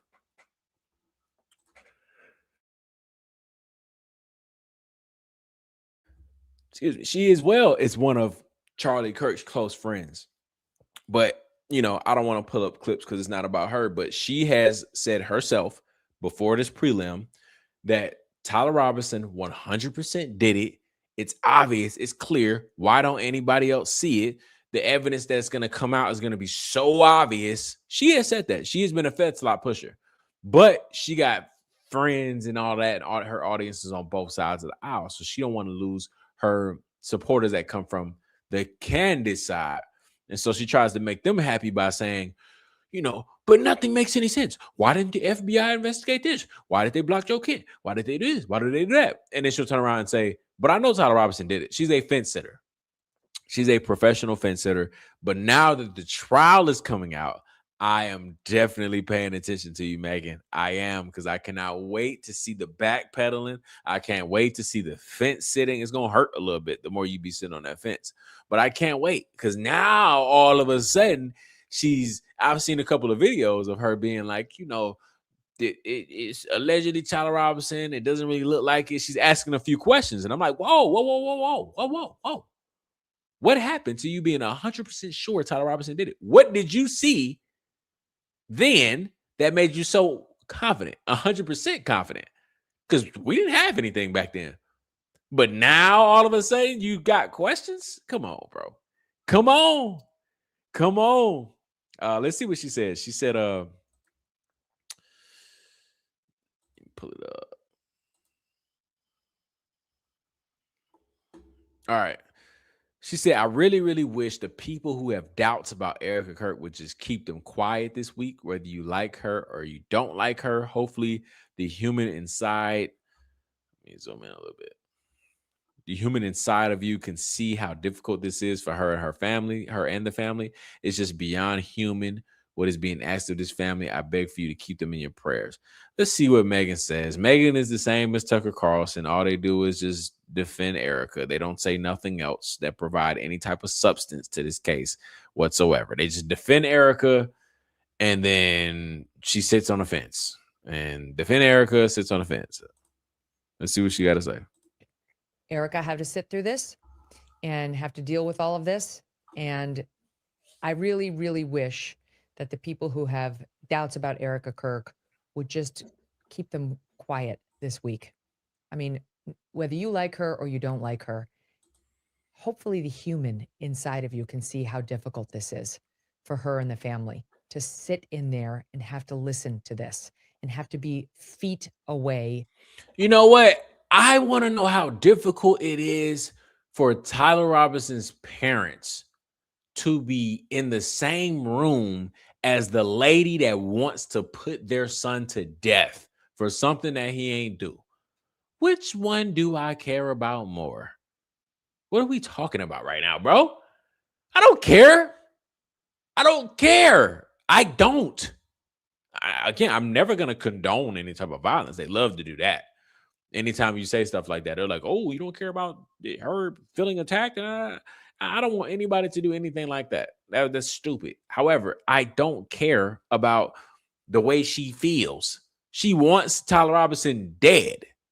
She's pushing for the death penalty for something that they can't even prove that he did. We're sitting here going through a trial and they don't even have the mountain of evidence yet. Maybe. I don't know. So I feel bad for the parents of Tyler Robinson, because as a parent, I couldn't even imagine sitting in the same room as this Christian woman that's talking about, oh, I forgive you, but kill him. Sentence to death penalty. If it doesn't get a death penalty, I'm not happy. I'm not satisfied. And that's all of Erica's employees and everybody else saying the same thing. Andrew Kovac specifically said, if it's not the death penalty, I'm not going to be happy. So, yeah, I'm probably going to be pissed looking at her face and her presence, all of that. I'm not thinking about Erica whatsoever. From Tyler Robinson, and then soon the videotape of the lover, and they're removing themselves for the most graphic pieces of the testimony, but they're hearing enough. This is going to be intensely upsetting. And every night, Erica goes home to Charlie's 2 children who have no father and still has to struggle with helping them understand what happened to him. It's just beyond human. I thought you about to say still got to struggle, like in general. I'm like, boy, stop. All them M's in the bank. Now that don't take away, like, you know, having a parent there. I just thought that she was finna say like they struggling. I'm like, bro, because Erica said that before. Erica was like, it's tough being a sole provider. Don't piss me off. Taking a G5 everywhere you go. What happened to him? It's just beyond human what is being asked of the family. And I beg for you to keep them in your prayers. Infuse them with strength, with some sort of serenity to get through this, with the ability to keep this in perspective. You know, as Erica said from the beginning, that the real judgment is going to come from God, not from this judge, not from the eventual jury. And that's really what Tyler Robinson should be thinking about each night. That's what should disturb his sleep. Look, there go the fence lop. Y'all caught it in live time. Now all of a sudden, again, she don't know. Nothing points to Tyler Robinson. She's a little confused since the prelim started. But now she's saying Tyler Robinson should be thinking about that at night. About the fact that God is going to handle him. Night after night. And should be thinking about each night. That's what should disturb his sleep night after night. Answering to his maker. Oh, there it is. I'm gonna tell you, that's my job. I'm trying to get everybody on board with the fact that, you know, Megan is a fence sitter. And I want everybody to be on board. So that way she can stop sitting on the fence. She can stop doing it because everybody is detecting her BS, talking about Tyler Robinson should be afraid at night about meeting his maker and all of that. So imagine his parents in the courtroom. First off, did y'all hear the part where Tyler Robinson, he got help from like his Boy Scout leader or something like that? He got help from them to turn himself in. So it wasn't even like just the parents. It wasn't even like this sheriff friend. They talked about that in the courtroom too, that it was like a Boy Scout leader or something like that that helped. So it's like, it's so many different lies, bro, and discrepancies. But it's just weird, bro. It's weird how they can't prove that this man did it. Yet you got Megyn Kelly here talking about, I hope your sleep is so disturbed. And she's gonna come out with a video tomorrow saying, nothing really makes sense. I don't know. I don't really see anything that's pointing towards it yet. And I'm like, bro, see, this is what happens when you sit the fence. You look stupid and dumb on the internet because one day you're gonna be saying this. It's been kind of crazy to watch. The next day you're gonna be saying that.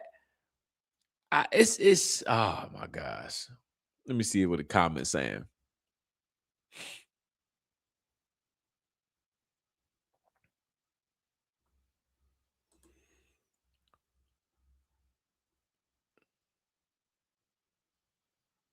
Yeah, I mean, it's let me share some of these comments. These are funny. Because everybody's peeping game, bro. Megan is control op. Spurgeon said, "Would you be okay if your husband was publicly executed like in a horror film when his very well paid security detail failed?" Mind you, Dan Flood get paid like it's on the 990 forums. Dan Flood get paid like 300 grand. Just putting that out there. And threw him to the ground without protecting his neck. This is very true. If you slow-mo the video down, Charlie probably, we can't confirm, but Charlie probably doesn't even fall to the ground. If Dan Flood didn't push him to the ground. So interesting. I don't think so. I know you intentionally remain uninformed of the external research. Tucker Carlson is too. He refuses to look at the external research. But you have got to wake up. Since when do you trust authorities to always tell the truth? Why isn't she suing the security team for failing? Why isn't she asking any questions? I swear you and I are more upset than Erica. It simply isn't normal. I respect your loyalty, but please don't be blind. I mean, that was very, very respectful. Very respectful. It's not about liking her. It's about noticing that she has demonstrated zero concern for skepticism about the obvious lies being told about Charlie's brutal execution. Why isn't she demanding answers? It looks bad. She also is a proven liar. Wake up, Megan. I mean, it's just I don't know. I don't know. It's clear. It's clear to me. But it's how you know Megan is paid opposition, because they're every other topic in this world, Megan be on point. So I'm like, logically, your brain works, but for some reason, the logic goes out the window with the Charlie Kirk investigation. We love Charlie. We want to know who killed him. It wasn't Tyler. So why is he being framed by whom? Why isn't Erica Franzve curious? Aren't you? I love the fact that everybody just calls her Erica Franzve. She don't deserve to be a Kirk. Oh, F off. If you're too chicken to call out the why behind the attacks, keep your effing mouth shut. You're insincere. And anyone with a brain knows you're chicken of Candace and didn't give a F about Charlie. Oh my God. Oh, look at this. This is a Fed slot pusher right here. This guy right here. I can't stand sharing a name with him. This is a Fed slot pusher. He's calling out Megan. So this is gonna be beautiful. I love when we're on the same side on certain people. Odd. I remember you told people who wanted to defend Erica to go F ourselves. No, you want to comment? Let's see what Megan Kelly said. I love seeing these compilations of people flipping sides and sitting on the fence. It's so entertaining and so I don't know. I just smile from like the secondhand embarrassment. Megan Kelly thought it would be a good idea to tell 90% of audience go F yourselves because she was too coward to stand up for Erica. Wow. Candace Owens, let's see what she said right here. People whom I used to call friends who have been all over the internet trying to shame me and say that no one should ever listen to this program again because I haven't spoken out on the Erica Candace conflict. There's no, I don't have any pearls of wisdom other than go fuck yourselves. Go fuck yourselves. You have no fucking clue what's going on. You don't know what I do behind the scenes. And your world is so myopically online. You fail to understand there are real humans involved here, and actually being able to touch grass and have relationships with them, which is something I'm doing, could prove to actually benefit all involved. Maybe it won't. Maybe it won't at all, but it's at least got a shot. I'm not sure your Twitter shame game has gotten anything of value. Megan, your fire is just performative. I don't really fall for it. And yeah, I saw somebody say that in the chat about Erica's directing traffic allegations. Yeah, I don't feel bad for her. I don't. It's what it is. Let's see where to go from here. If Erica came out and addressed all allegations, I would feel better. I would have more feelings towards her if she were to come out and just address certain things. But it seems like she acts like she's too good to address these things, or she just feels like she's too powerful and she doesn't need to address us. But when somebody is accusing you of being closely affiliated with Jeffrey, somebody's accusing you of directing traffic, when somebody has the text messages, which is the whole world, by the way, this is not alleged, and it's also not alleged, when the whole world has text messages of between you and a 15-year-old girl, extremely inappropriate ones, and you don't make a statement, you don't say nothing at all. But when someone says, hey, I think Erica got a little boyfriend, and you run to the internet to debunk boyfriend allegations, but you have much more serious allegations going on. When somebody asks where you were September 8th and you can't answer it, instead of you submit a picture of some fake kids and you never address what was that about? One, why would you lie about where you were when it's in a conversation about your dead husband? Why would you lie about where you were? That's the worst thing you can do in a murder, in a murder investigation. Somebody's gone, somebody's dead, and they're like, hey, where were you? And you lie? Why else would you lie? I mean, it's pretty simple. It's pretty black and white. Why else would you lie? So you not only did you lied on your kids, because those weren't even your kids. So you just try to use your kids in your alibi, but it failed. That's very concerning. And the fact that you don't come out and acknowledge the fact that you lied, you don't address it, you don't make a statement, you don't think it's important to make a statement about any of those things, but you want me to feel bad for you that you're getting criticized every day? I don't. I hope more comes. I hope you continue to get criticized. I don't hope for any violence at all, but I hope, similar to exactly what Candace said the other day, I hope you live a long life and people don't like you for a long time. I think that is beautiful. I'm petty. I'm super petty. That is beautiful. So beautiful. I would love that. For people to talk about you every day, similar to the Jeffrey files. People talk about it all the time. It's dying down a little bit just because we've been trying and, nothing's been coming from it. But people talk about it every day. They're like, no, we want justice for that. I hope that happens for you while you're alive. It's different when Jeff is gone or gone.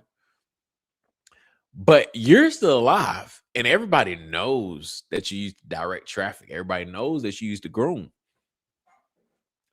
And I don't want nobody letting up on that. I want everybody to remember that you used to do all of that, and somehow you're still allowed around kids every day. And we're going to keep our necks on that.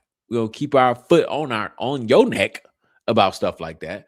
Because those things require a statement. Those things require somebody to address what the heck is going on. You don't just get accused of that or us having proof of certain things and you just never clear it up. No, that's not happening. I don't feel bad at all. Get what you deserve. I feel bad for, I feel bad for all kids involved and stuff like that, but I also feel for Tyler's parents. They didn't know what their son was getting into behind the scenes. He got into some crazy nonsense. He got into some crazy mess, and I don't think he pulled the trigger at all. But now everybody in the world, including the president, imagine that. Imagine as a parent, the president of the United States is against your son, and everybody is hoping your son gets sentenced to death. And they want me to feel bad for Erica. That's crazy. They son, they don't, I don't know what they got, what dirt they got on their son.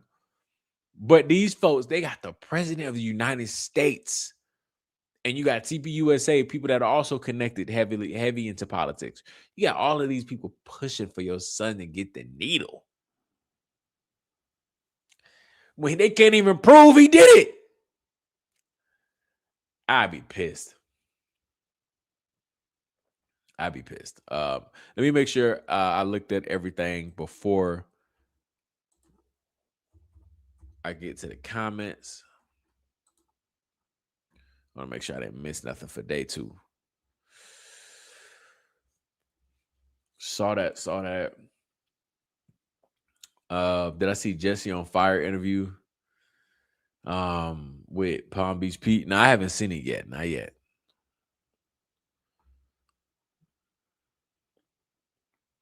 Oh yeah, that was another thing.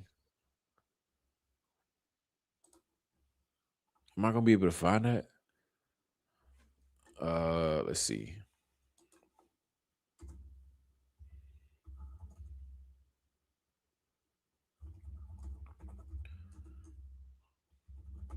There was a part today in the preliminary hearing where, found it. Listen to this part. This is crazy. Hey, this is the mountains of evidence. Mountains of evidence right here. This is the lead investigator at the time of the Charlie Kirk murder, the Charlie Kirk investigation. This was the lead investigator at the time. Listen to what he says about the paving over the crime scene.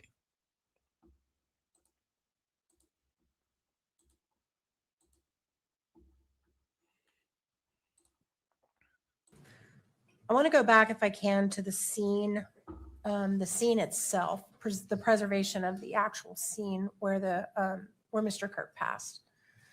Did you all have canine dogs at any point that sniffed that area? I don't know specifically that area, but I do know that canines were present, or a canine was present on the day. But you don't know what task the canine was given? My understanding was that it may have been used in an effort to track an individual that had jumped off the roof, but I don't know for certain. And obviously that didn't produce any results, or we would have heard about that, right? Yeah, not that I was made aware of. Okay.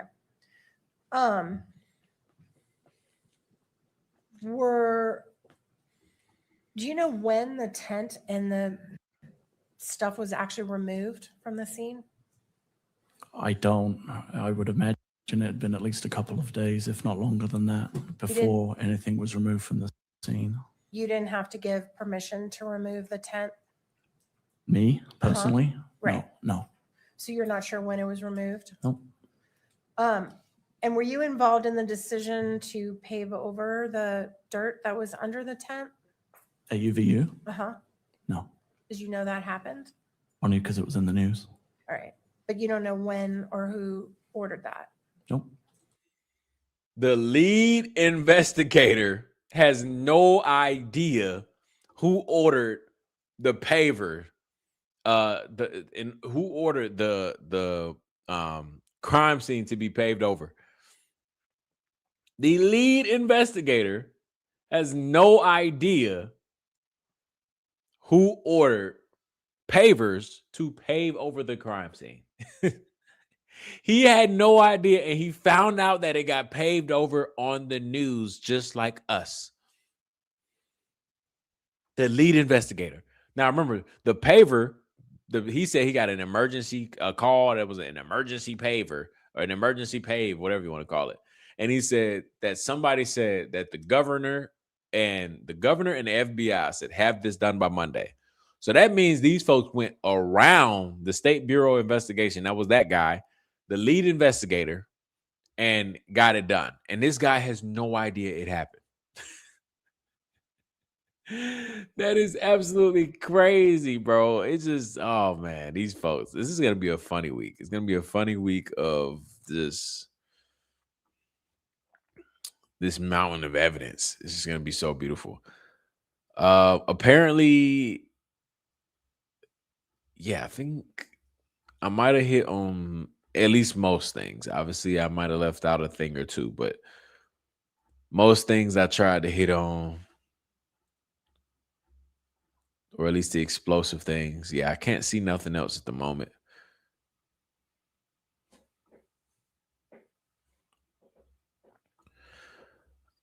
Here's another video of Tyler Robinson going in the parking garage. I just want to show as much as I can before, because we won't be able to come back to day 2 and talk about it that much tomorrow or Thursday. Here's allegedly Tyler Robinson coming in the parking on garage. campus. In the morning is what time of the day? It's approximately 8:30 in the morning on September 10th, 2025. And what leads you to believe this particular vehicle belongs to Mr. Robinson? Information that was provided regards to driver's license and Department of Motor Vehicle records. The vehicle fits the description of a vehicle owned by Mr. Robinson. Is there anything unique about that vehicle that stands out to you? The shape of the vehicle is very distinct, but predominantly the wheels were very distinctive on this version of the vehicle. Now what do we see? The driver of the vehicle exits the vehicle and then walks on foot to exit the parking garage. It's the individual in the red T-shirt and the shorts and the shoes. This is allegedly Tyler Robinson in his maroon T-shirt and shorts. And do you believe you recognize who that person is? Yes. Who is that? I believe that. I don't know, man. None of these people look like Tyler Robinson. All the people that's on campus, these people don't look like the guy. These people don't look like the guy that's sitting in that chair in that courtroom. It's Tyler Robinson. All right. And where does he go from there? He heads out of the parking garage on foot into the campus and actually goes to the quad area of the campus. At that time, he makes contact with some representatives from TPUSA. By quad area? Sorry, the amphitheater is what I've previously referred it to. All right. So he goes up on campus, visits the amphitheater area, the courtyard or quad. Correct. And then what do we see here now?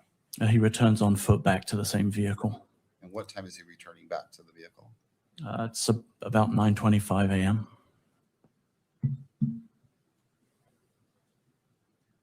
Boy, had a nice car though. I can't even lie. That thing And clean. where is this parking structure located on campus? It's just off of Campus Drive. It's a short walk Yeah, I agree. This is definitely the clearest video out of all of them. from the amphitheater.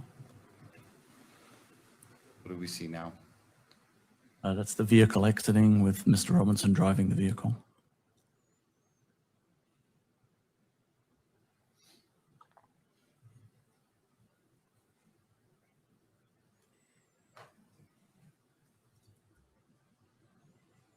Now what do we see? This is Mr. Robinson returning to the campus on foot from the neighborhood to the northeast. You can see he's wearing the same clothing as in the previous video. And he's carrying a blue backpack. Describe the clothing. It's a maroon colored T-shirt with gray or olive colored shorts and then Converse shoes. And what time did he return to campus? Just after 10 a.m. And does he leave the parking structure eventually? He does, yes. Okay. And during this visit, do you know where he goes after he leaves the parking structure? Yes, we were able to track his movements on campus. He went to Chick-fil-A. Look, he went to Chick-fil-A. And look, here's another outfit change. This is again when he comes back. And why? Well, allegedly getting ready to take the shot. Got a rifle in his pants right now. let me ask you this. You believe this is Mr. Robinson returning to campus? I do, yes. Okay. And why do you believe it's Mr. Robinson? The shoes are the same, and the images that we have from my viewing and seeing Mr. Robinson on the video, it's the same person. He's noticeably wearing different clothing.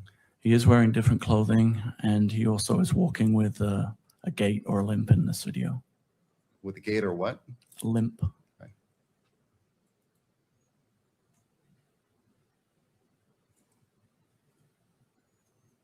Now what do we see? This is Mr. Robinson coming up the stairs of the parking structure. And seeing Mr. I just Robinson on don't- the video. Clothing. He went to Chick-fil-A. Time did he return to camp? Yes, Mr. Robinson. And See, I don't see any prints or anything right here. And that's what the people was trying to show. Oh, you could put a rifle in your pants leg. I'm like, that's cool, bro. He can have that. I just don't see nothing up here that's showing he has something in his shirt or in his images pants. that we have. It just looks straight flat. I don't know, bro. Slow down the frame to see if there's more people in the car. Yeah, I can. Let's see. What is it back here? From the amphitheater. What do we see?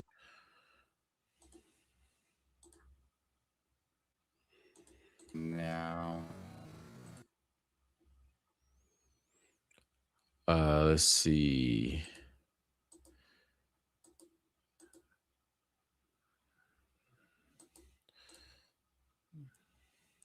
Nobody. It didn't seem like it.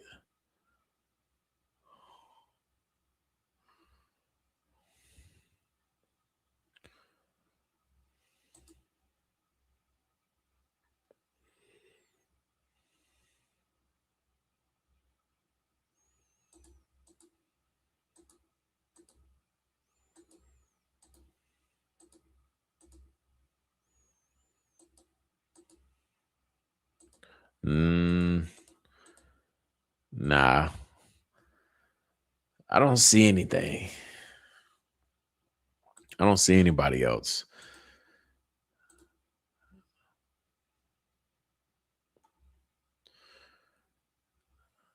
All right. I think that is it for day 2.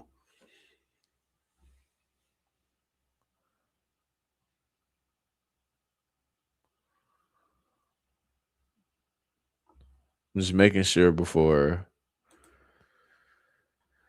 What time was that?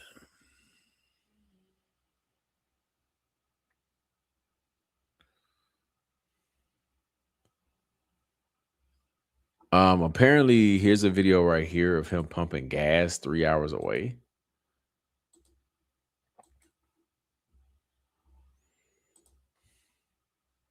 From Project Constitution. He says,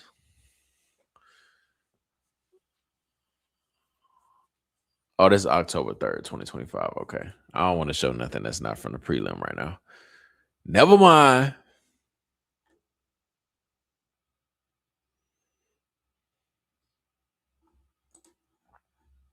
All right. I think we hit on most things today in day 2.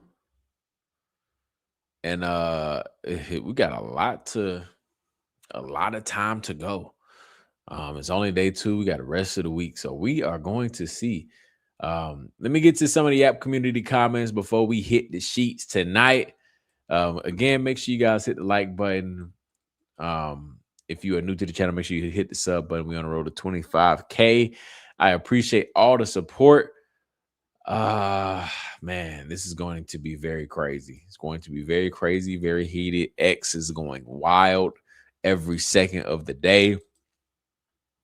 And I'm gonna do my best to cover as much as I can. Oh, wait a second. Frank Turek finally breaks his silence on the CPR contradiction he and Brian Harbaugh had on 9/10. He says that, oh, hold on now. Let's play this really quick. I have not seen this yet. Let's watch it together. Frank Turek breaks his silence on the CPR contradictions.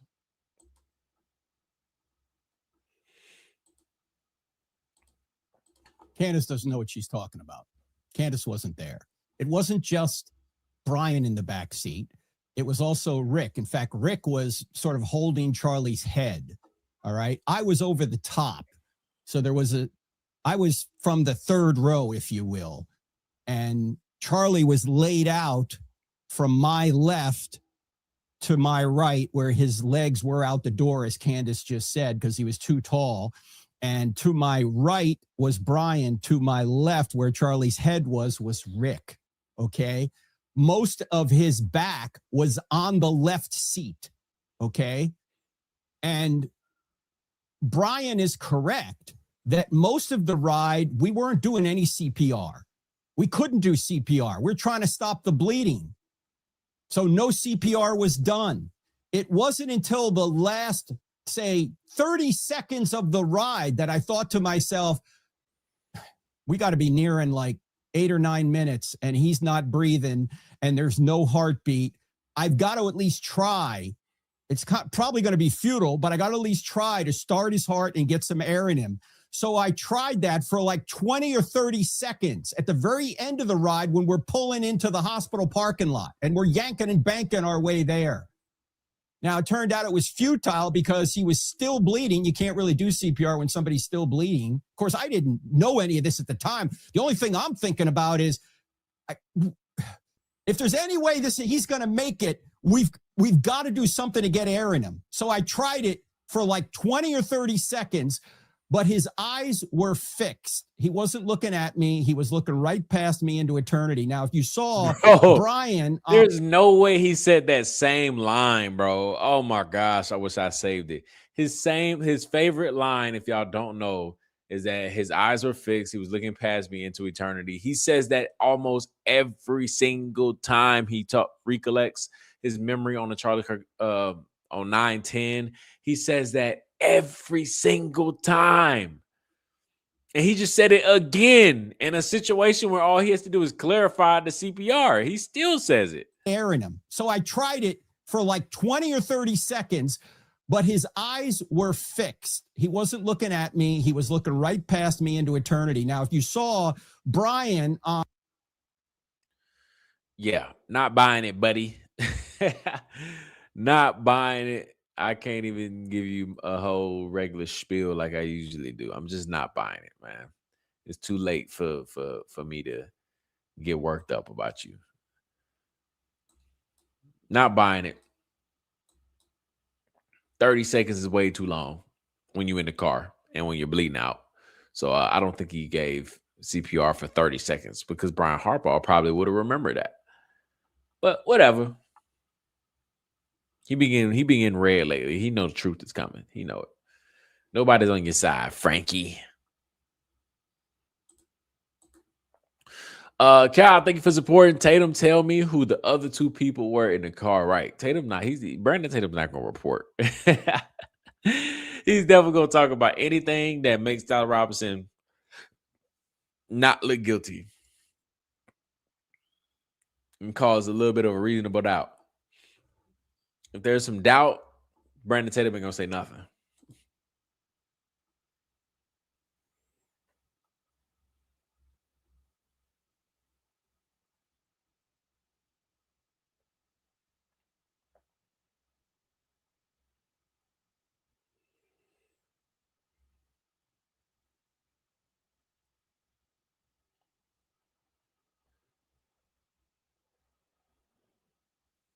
Let's see. Yeah, they flipped this around. I don't know who first reported this, but they flipped this around. It's 90% Tyler, 5% Lance.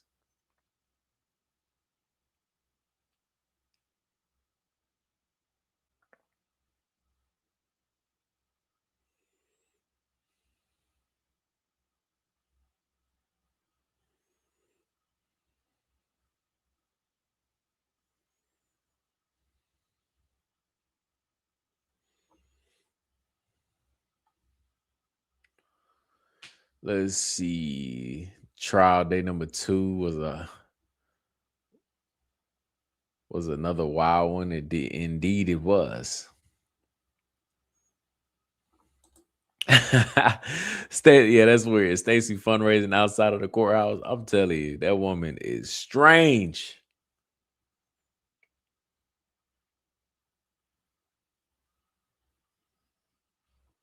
What about Stacey's outfit? That's not something that I would recommend wearing. You're definitely trying to draw attention to yourself.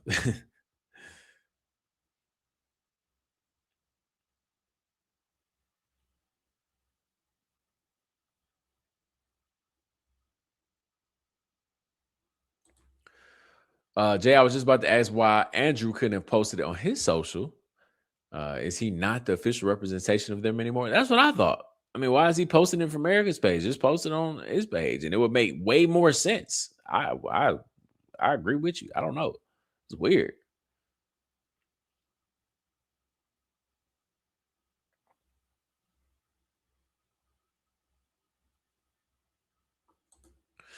But bro, she stood out there waiting on them for the image. I can't see how that's on his parents. I don't think it's. Yes, she stood out there for the image for sure on some handler vibes. I'm not blaming the parents. I'm just saying it's just odd because we never hear from them, and yet the people that's representing them are not good. They're not good people. So I'm like, I hate that that's the case, but that's what the case is. Charlie's parents and sister are probably great people, but unfortunately, we got to hear about them through Erica, Andrew Covett, Lisa knows, and Stacey Sheridan. I would rather not, but that's why I'm like, can somebody speak up for yourself and not be attached to these people?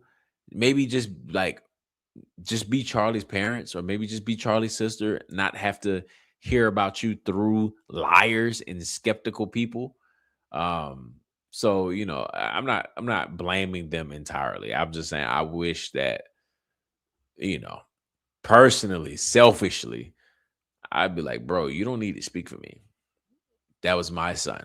Yeah, you married him. Yeah, y'all are his employees, but like, that was my son. You don't need to speak for me. You don't need to do any of that.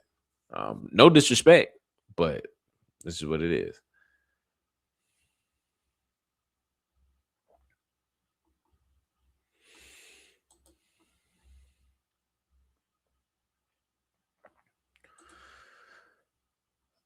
Thank you for the support. Thank you for supporting the channel. Thanks. I'm happy to follow you. I'm from the Czech Republic. Oh, that's super dope. I think I got to put you a pin back here.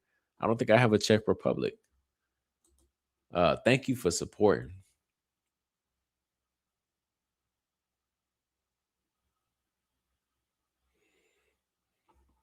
I forgot to see what our like number is. Obviously, we always got to hit a little target while we're going through the chat. We had 74, 75. I just liked it.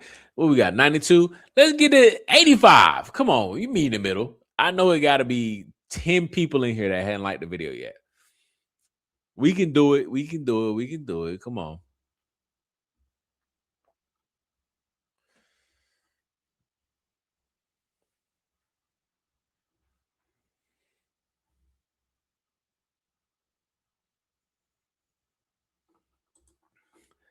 I almost fell out of my chair this morning when they said Tyler Robinson met with TPUSA reps the morning of the 10th. I almost did too. I was like, what?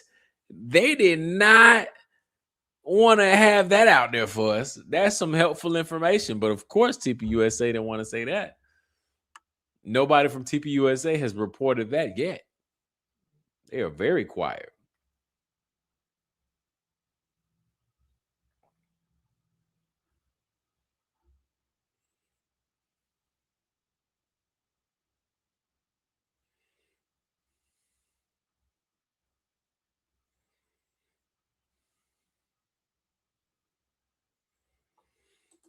Don't officers have to account for their bullets? They would definitely want to pick that up. Yes, they absolutely want to pick that up. I think I forgot to.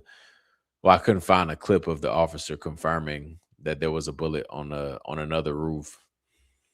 But yeah, they would 100% want to pick that up, because if a random person picked up that bullet, put it in their gun, fired it, all the DNA is going to be the officers. So they would never want that to happen. So that's very strange.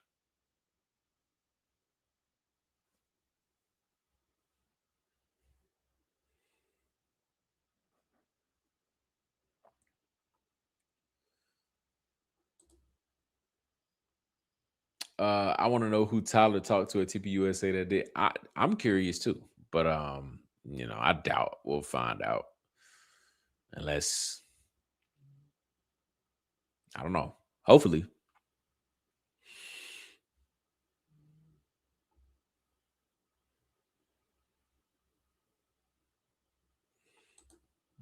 The mountains of evidence is turning into a pimple of evidence. I agree with you.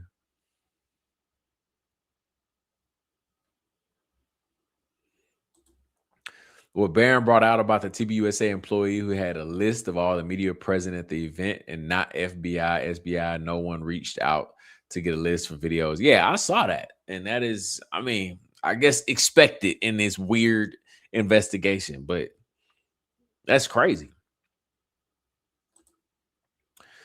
Changed clothes on the roof. Right. This dude had 4 wardrobe changes, changed on the roof. But yeah, we don't have, I think they said they found some of the clothes at his house or something like that. But yeah, it's just, nobody's buying it.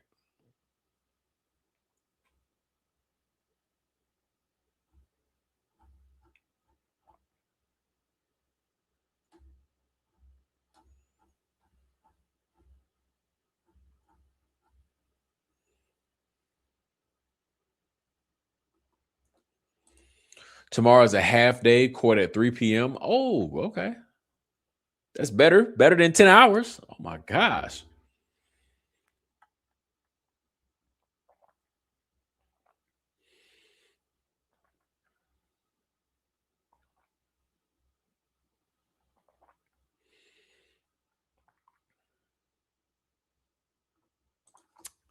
Lance is framing Tyler, in my opinion, is obvious. Yeah, I think Lance played a huge role, much bigger than Tyler Robinson.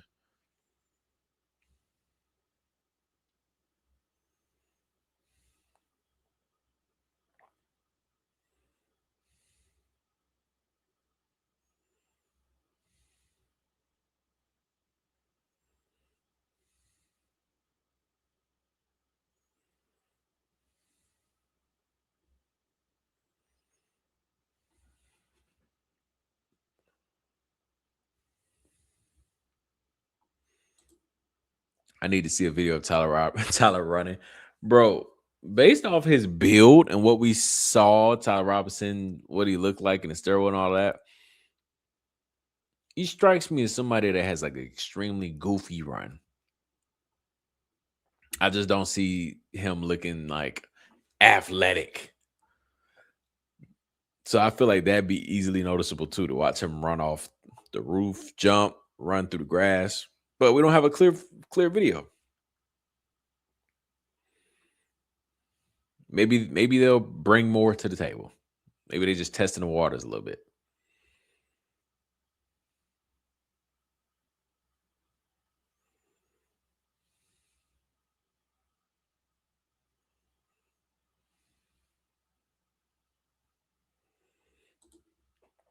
Andrew Kovic just posted a better video of Tyler Robinson walking down the stairs from the outside.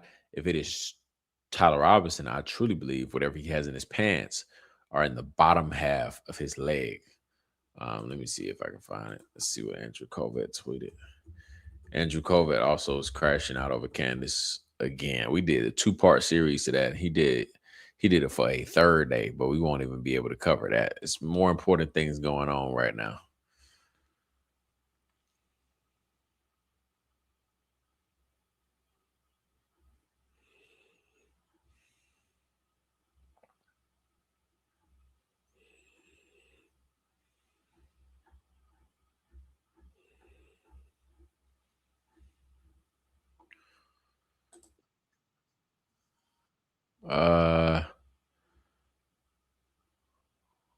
Oh, I see. Yeah.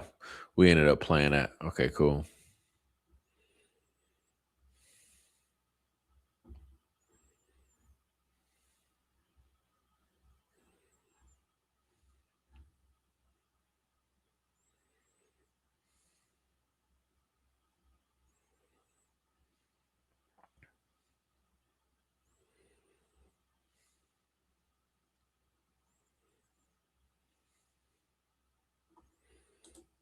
Clean whip. You know I'm old. Do they even call it a whip anymore? I still call it a whip sometimes.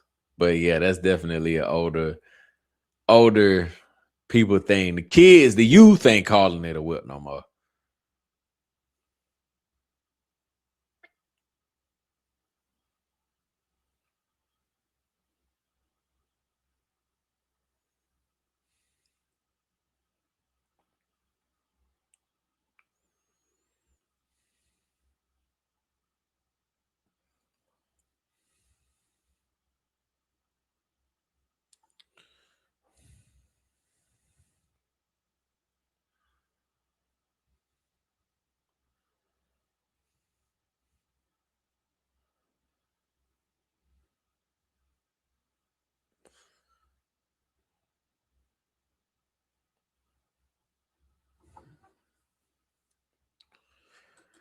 I'm not getting transfery vibes from either of them. I saw pics of Lance with ears, but seeing kids were all wearing those years ago.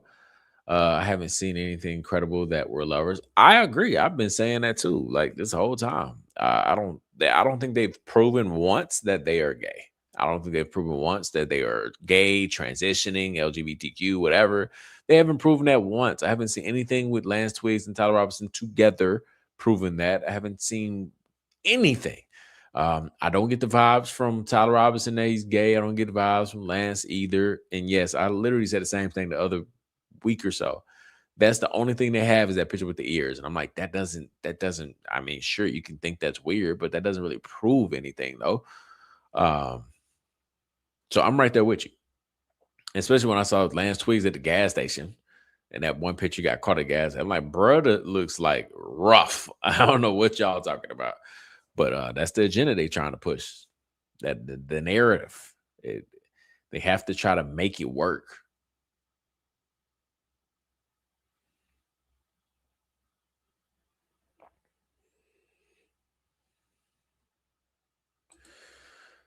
Like I'm sure they'll get to it, but where did all these outfits go? I think they collected a few at his house or something like that. I don't know if it was all, but it definitely wasn't like left at the scene or his car or nothing like that, like on campus. But I think they said they collected a couple of some clothes from his house that matched what the description of what he wore that day and stuff like that on campus.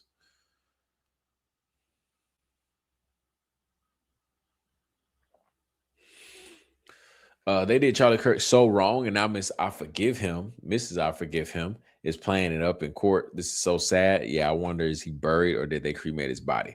That has become a very serious question because, they already was lying about where he was buried and all that other stuff, but that's a very serious question because if he was cremated, boy, they're going to have a problem on their hands, and I think it's a reason why Erica won't answer that.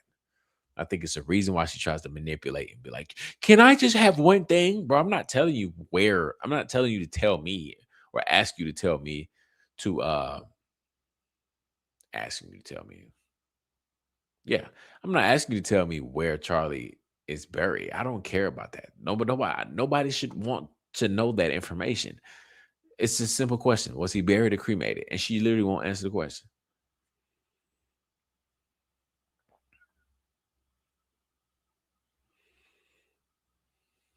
It's weird. All right. Let's see if we got to 85. Come on. 80. I'll take it. Well, I appreciate y'all for listening to the Daily Yap again. Definitely appreciate y'all for supporting the channel. Make sure you turn your notifications on. Do that like button, hit like button, subscribe, all that good jazz. Make sure you turn your notifications on so you get notified the next time we go live. We are not going live tomorrow because Wednesday is cardio nights unless something happens to change. But typically we do not go live on Wednesday nights. But make sure you turn your notifications on. That way you can be notified for any of the rest of the day of the week between Thursday and Sunday. And I hope y'all have a beautiful night, safe night. I hope y'all have a great Wednesday coming up. Stay safe, and I will see y'all on the next one.